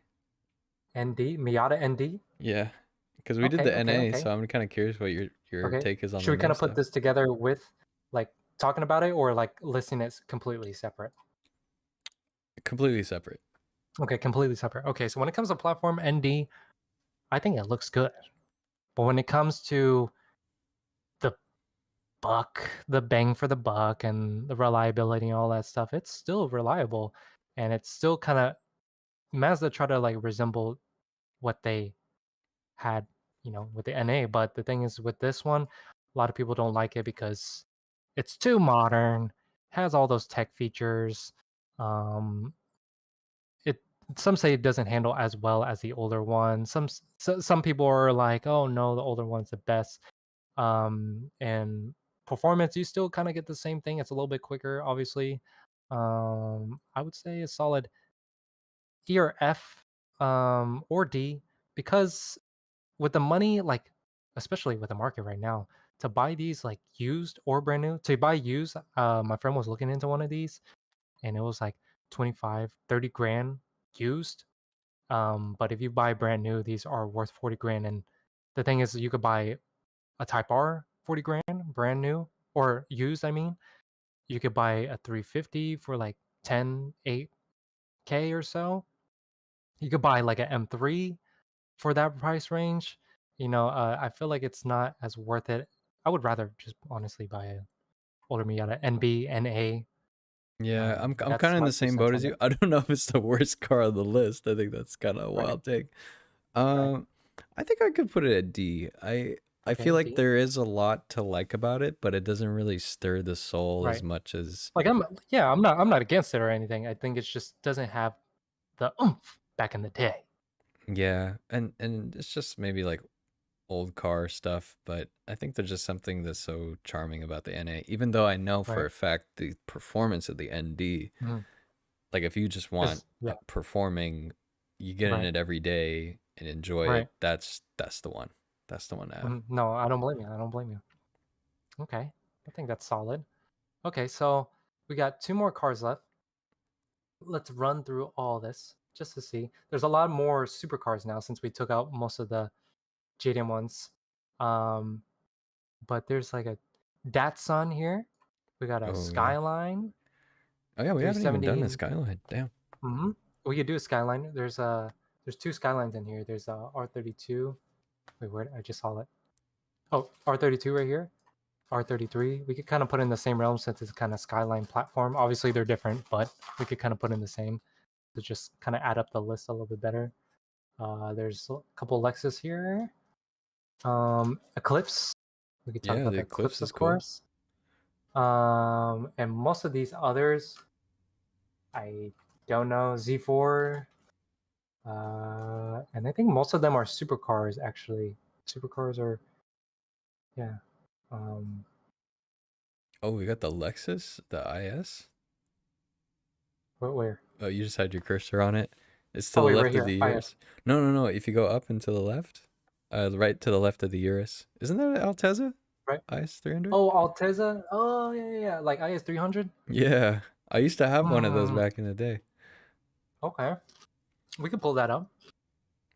What do you think about that? What do you think about this car? Well, okay, so ownership wise, I think especially now, it's kind of overrated. And hear me out on this one. So the inline six, yes, it is a 2J, but it's not the turbocharged version. It's not um, as durable as the turbocharged variants. People still boost them, and they are known. It's a Toyota at the end of the day. But if you get one of these in automatic form, it just feels like a fancy Corolla. One of the coolest dashboards of all time, though. It's like inspired by like a quartz clock, I believe, like almost like a watch. It looks amazing.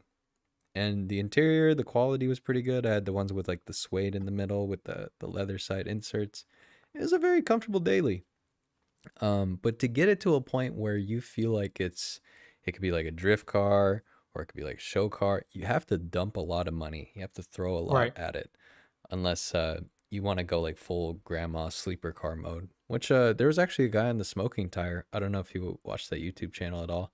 He Mm-hmm. uh he did it basically that, just a completely stock on the outside IS 300, but he did a 2JZ GTE swap, and it just was incredible. Um, but you just kind of have to. I don't know. There's just so much effort that you have to put into it to make it into something, Right. and it is a very good looking car. I would maybe uh, this is gonna be kind of a hot take, but I would maybe put the C or D. Okay. Tier D. Okay. When it comes to this car, um, kind of hard to kind of get a gist of it. I know a little bit of background of it, but not too much about it. Obviously, it has a 2J in it. Um, and there's rarely hard to find these in or not automatic. Hard to find these in manual. Very, And very yeah, hard. very hard. So very rare if you see one, unless if it's swapped. I don't know if people still do that with these, since there's so many new chassis on the market now. Mm-hmm. But yeah, I would say solid C or D. The performance is there. The parts are a little bit expensive because it's almost in unison with the Supra. Obviously, there's still a little bit different about there's one thing or the other about with the Supra motor and the one in the IS, but still relatively same platform. And because of that, because it's in the 2J platform, uh, because of that, the price is not the same as the Supra, but definitely when you try to maintenance it or try to do aftermarket stuff to this IS, it's definitely not on par, but right under. And I think some people don't like to. Mainly, I see people just drift these. Honestly, I never seen a clean one before, so that's why that's my opinion is like that. But yeah, I would agree C or D. I'm not against either one. Well, if we put it in D, maybe we should move the Fiat down to F or E. It's so Okay, just to fill jarring it, just just to to fill it a see. little bit. Okay, We could keep the Prius. I'm okay with that. okay. I Or came we could around put to that, that. you know what I'm saying, and then we, you know what I'm saying, Oh boy! Well, no! Chill, chill, you chill, know what chill, I'm chill. saying, we could the best car on the list. Just can't go wrong with this. You are wild, Come on now, bro. come on now. Okay, we can put it there, and then we put it there. Okay, Alright, so cool. I think that's how I had it. Okay, so we have. I You think got it's one two more last cars on one. this, or is it one last one? Oh, Okay, is it? I don't remember. or is it two? I think it's two more. Okay. So we could do combine these two skylines together. I'm down to do a Skyline. I see people also Okay. they're saying Viper or the Superbird. Nobody wants to do Aston Martin. Interesting. Okay. But yeah, Yeah, let's do there is a Skyline. Viper here. Okay. Skyline. Okay. Is there any more, or is that it? Did I see any more? I don't know, my eyeballs are like melting. There's so many I cars. think those are the only two. Looks like those are the only two. Yeah. Yeah. Oh, Those are actually, the I only saw two. the R35 Should we put that on the in kind of bottom the right. range with it? They're kind of They're kind of different. yeah, Yeah, they're that's what I kind said. of in their own league. I don't know. Not to say that I wouldn't want to talk about the R35. I just feel like there's Okay. just a big jump in terms of Right. innovation there. Okay. You go first. Well, okay, before I go though, R32 or R33, which one are you choosing? Look like or performance? Everything. Okay. I think a lot of people love the R32, the way how it looks, the way how it performs. And this one's kind of like the oddball. Not a lot of people like to go for R33. I would say R33 because it's I like to be different, and I think it still looks good. I think sometimes I do like the R32 styling better, but I like R33 because it's a little bit different, and not a lot of people choose it because mainly they either go 32 or all the way to the R34, which is in the Fast and Furious movies, or they go all the way to jump to the looks of the R35. So because of that, I think R33 just to be a little bit different, and I think it's definitely one of the more slept on skylines when it comes to it. But I think I like the R33 a little bit more. Yeah, and something people forget too with the R33 is the V-spec Mhm. lines started to be Right, produced, and those are right. just absolutely incredible. And I think they're a little bit more luxurious. Every time I see an Hmm. R33, at least it just looks like a more cozier place, whereas the R32 is like the more raw version. I always think Right. of those clips from like those GT races where Hmm. it was just Godzilla because it just Right. killed everybody. And Right. it Right. was by a huge margin Hmm. where other automakers had to innovate around the R32. So it's a very legendary car. Given that the prices have gone up, I really wish that I bought one maybe like 6, 7 years ago. Because man, you could have picked an R32 GTR up for like half of what they're going for today. Right. But I think just due to the historical significance, I Mhm. like these a little bit more than the Supras, but they are starting to Okay. get up there in terms Right. of pricing and things of that sort. Right. So for me, Skyline is either going to be a B or A tier for me. I still think it's a Okay. iconic car. It would be a forever type thing if I ever owned one. I think they're beautiful, really driver focused, and I mean the RB is legendary. I mean, Okay. it's said and done there. So Okay. I think I agree with you on that. I think it's more of a B tier car because of, like I said, the availability to get one, and also the pricing, and also some of these are it's kind of hard to get these things imported. I don't know if it's easier now, but I remember when friends were trying to get them imported, they couldn't. I'm pretty sure there's companies now that are easier to import these cars, especially the way how they age. I'm pretty sure they're legal now. I think the 34 is just not legal yet, or is it 34 legal? Is it legal? I know I there's like a 25-year-old rule in the states. I think they should be legal now. I Okay, It's just very hard to obtain a good one, right. and there's just Um, probably I don't know with the importing scene. Like I've kind of seen what happens behind all that, and sometimes it could just oh, be really sus. what the heck? Oh, Okay, I think I messed it up. Uh-oh. Uh, wait, right here. Okay, and then okay, and then okay. That's how Yeah, it was. yeah. I was like clicking this. I was like hoping it would do the one thing, but it No, moved the you did whole the whole row. row. You're It wild. moved the whole row. Okay, so yeah. You're all good. So okay. But yeah, I would say Let's keep it at B. solid. Okay, keep it a buck. Oh, 100%. Okay, all right. We could do uh one more, and I You, don't know if these two are these two the same car. I feel like I don't know. I'm not sure. That I could yeah, be wrong. it's And eight, then eight, let's see what six. else. Celica. Not a lot of people like about the Celica. You choose, Uh, man. Whatever you like, man. That's all you. choose. Oh wait, there is an R34 here. What the hell?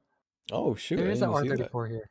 Okay, there was an R34 here. Should I add that to the list with the B tier? Do you agree with that? Yeah, Or I would say it kind of falls in line. I mean, all the I didn't even know skylines that was are. here.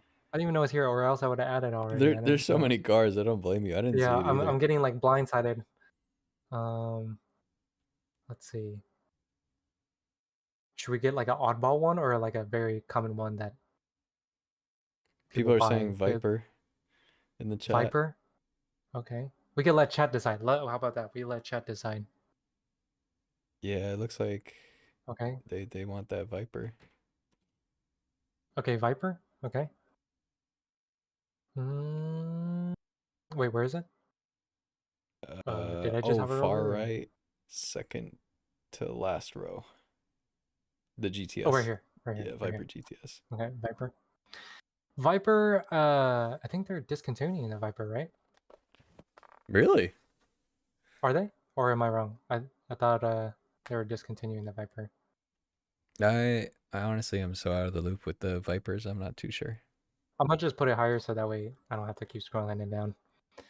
No, you're But chilling. Viper, I think Viper for if money was an option, I would say a solid like a S or A, just because man they sound really good, they perform really well. Um, I would low key choose this over like a I would choose the Vet over a Viper. That's just me, but when it comes to oh god, like the gas. It's awful. I mean, obviously the C7 is not any better, but I think performance-wise, um, it's just for the money. I don't think it's kind of there, but I think I do like the styling. It's definitely unique. A Viper is a Viper, you know what I'm saying? And definitely, I think why I put it on the S tier is because it's definitely more unique. Like with the LFA, um, that good old roaring Yamaha exhaust note is amazing. And same thing with this. I think the note is definitely different compared to some other. Because isn't it considered muscle? Because it's made by Dodge, is it not? It's Oh yeah, considered for sure. muscle. So I would say it's definitely unique in its own realm when it comes to muscle car. It's definitely more expensive, a very pricey muscle car. But at the end of the day, the styling is unique, the sound is different, and I think it's more of like an S tier because it's more like I feel like this car is more of like collector type of vibe. That's why I put it nearby the LFA. Yeah, I can agree with you on this one. I feel like the Viper just feels immensely more special than a Challenger or a Corvette. You don't see too Mm, many of them. And actually, one of my dad's friends, I mean, this is years ago, had a dealership, and in their garage, they had a red Viper.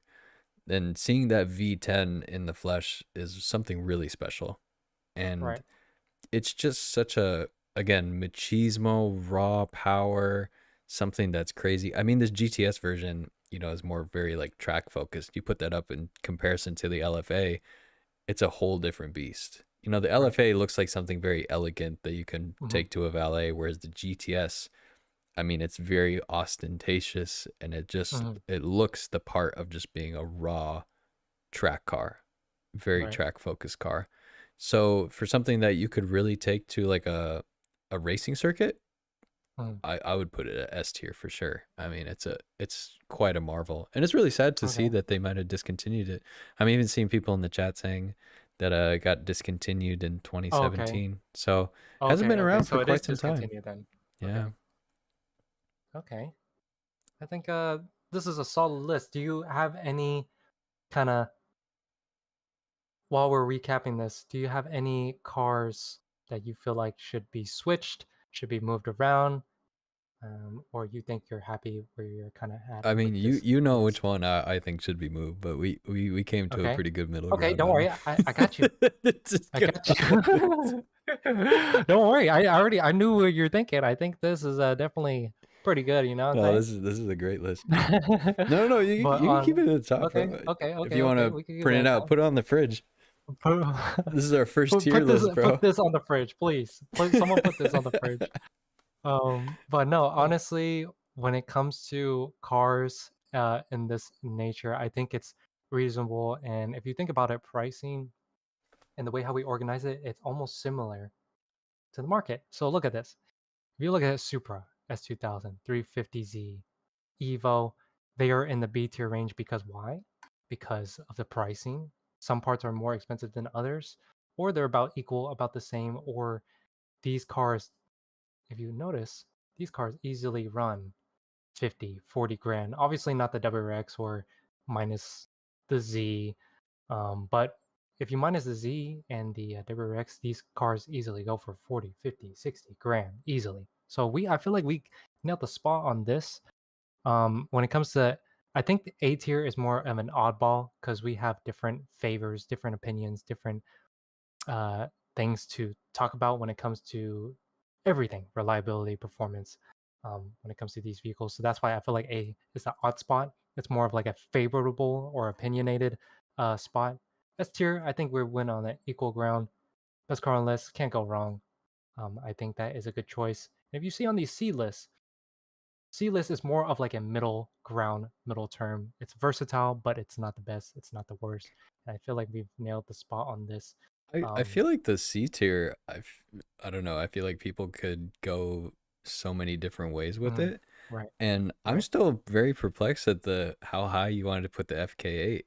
I mean, mhm, I right. feel like if I wasn't here, you would have put that Mhm. above the I would Porsche. definitely put it on nearby the Porsche or nearby the LFA. And like I said, when it comes to the pricing, the affordability, how readily available it is on the market, practicality, all that stuff. I think that's why. But like I said, this is a tier list for a reason, and this is. Um, I think that's why there's so many uh, different versus like diverse cars. There's so many diverse cars. I mean, you see economy car, you see it's more of a performance oriented car. This is definitely a performance sports car. You see all these cars, and that's the reason why there's so many cars and so many opinions, and either biased opinions or um, maybe unbiased opinions. And I think that's what makes cars great. Because if you think about it, all these cars are unique in one way. There's some cars that are better, some cars that are worse, and I think that's what matters at the end of the day is what car means to you the most, and that's why I think we have certain love over some cars than others because either one we're raised with one or two we've been in one, a friend has let us experience in one, so all this will always fluctuate. It doesn't matter who thinks what, why. Well, I don't know. This Type R has less power than this Supra, but why is it higher? So it's like all opinionated, and but I think it's a solid list. What do you think? No, I think this is a really great place to start. Mhm, I think it's really fun just to hear your perspective on things because mhm, I know that we landed pretty solid on a lot of these, but it was just mhm. cool to be able to kind of banter back and forth and just Right, get a fresh perspective on things. And honestly, you right. swayed me on quite a few of these where, Okay. like I was going into it and I was like, there's no way. I mean, besides the Prius, but the rest of them, it Okay. makes a lot of sense. And I don't know. This was really fun for me, and it's really Okay. cool just to see what everybody's saying in the chat. But I do feel like there was some gems that were left out on this list. Right, I mean, I right. see people in the chat saying G35, Bug Eye, Yeah. uh, There's Imprezas, other generations. Eclipse, Celica. Yeah, so I feel Yeah. like the cool part about this, and I mean, of course, this is if you're still down to do this stuff, Mhm. is Right. there's gonna be so many other tiers that we could, Mhm. try and trifle through and see how people feel about this stuff. And I Right. feel like for our first time, I feel like we nailed it pretty solid. Mhm. Yeah, for sure. I think when it comes to this listing, I think it will be definitely more uh, uh, a lot more tugging when it comes to a whole Honda list. I think when it comes to Honda list just by itself, I think that'll be definitely interesting. I'm pretty sure they have a tier maker list for just Hondas only and Acuras. So I think that'll be interesting to Oh, do. We dude, could definitely do that we should for sure. 100% do that next time.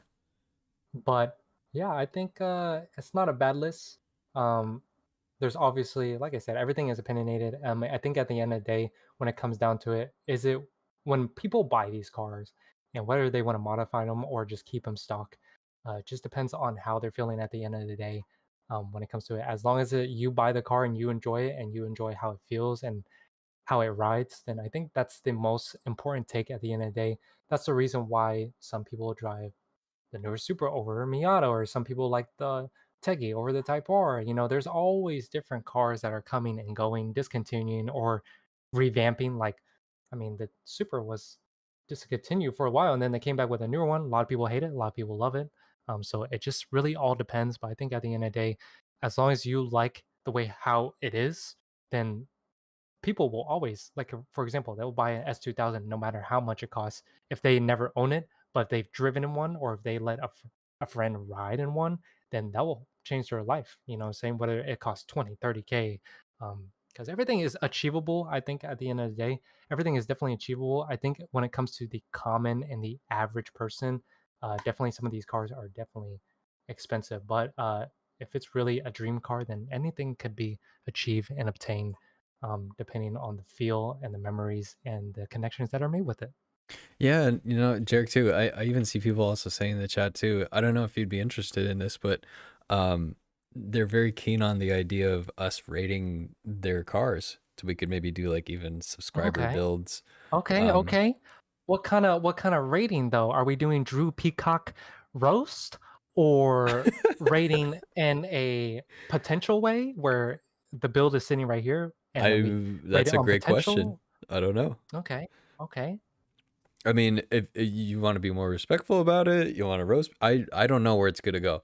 I know that I don't know. I've built I'm this. down for whatever. I've definitely built this community of people that are into the tastefully Mhm. clapped ride. So I'm actually Right. Right. very curious to see what people would submit. But I think it'd be really I fun for just you and I just to put something up and just see what we put it on I the think list. honestly, you know me, like I'm a blunt guy. So like if I see that I don't like or if it's not tastefully uh done, then I'll say something. So I think when it comes to it, I think as long as they have permission of like because there's some people that like that. They're like, okay, well, you could give permission on you roast my car however you want, or give your honest opinion about your car. Then I'm gonna give my honest opinion. But if they were willing, if some people were like, oh, don't do that, just kind of rate it how it is, then I'm willing to do that either way. But I think it would definitely be more entertaining just to see, just to rate how it is or the potential it has, or we could roast it for some good YouTube clips for two. You know what I'm saying? Whatever they're down for, honestly, or whatever you're down for as well. I think I'm down for either way, but I definitely more leaning towards more the potential bluntness roasting side. But at the end of the day, it's all love. I drive a Honda Civic at a day. Who's gonna listen to a guy that drives a Honda I Civic? You mean, know what I'm saying? me too, I think bro. Me too.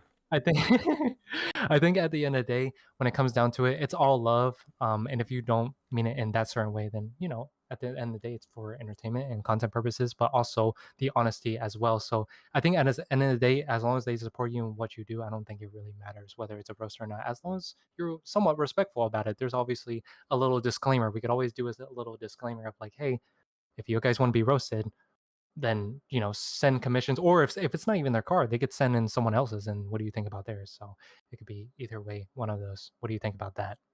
I mean, honestly, I think that's a great idea. I think too sorry, I'm just getting so distracted, these guys in the chat. But No, you're good, you're good. there I think it would be very exciting to at least do one episode of just tastefully clap card list, and Mhm. I would just be Okay. trust me, I've seen some of the stuff that they posted, including myself. The some of that stuff I post, I mean, half of my channel is just built on these cars. So Right. I just think you might be in for a shock, but Okay. in the Okay. best way Okay. possible. I mean, like it would be really fun.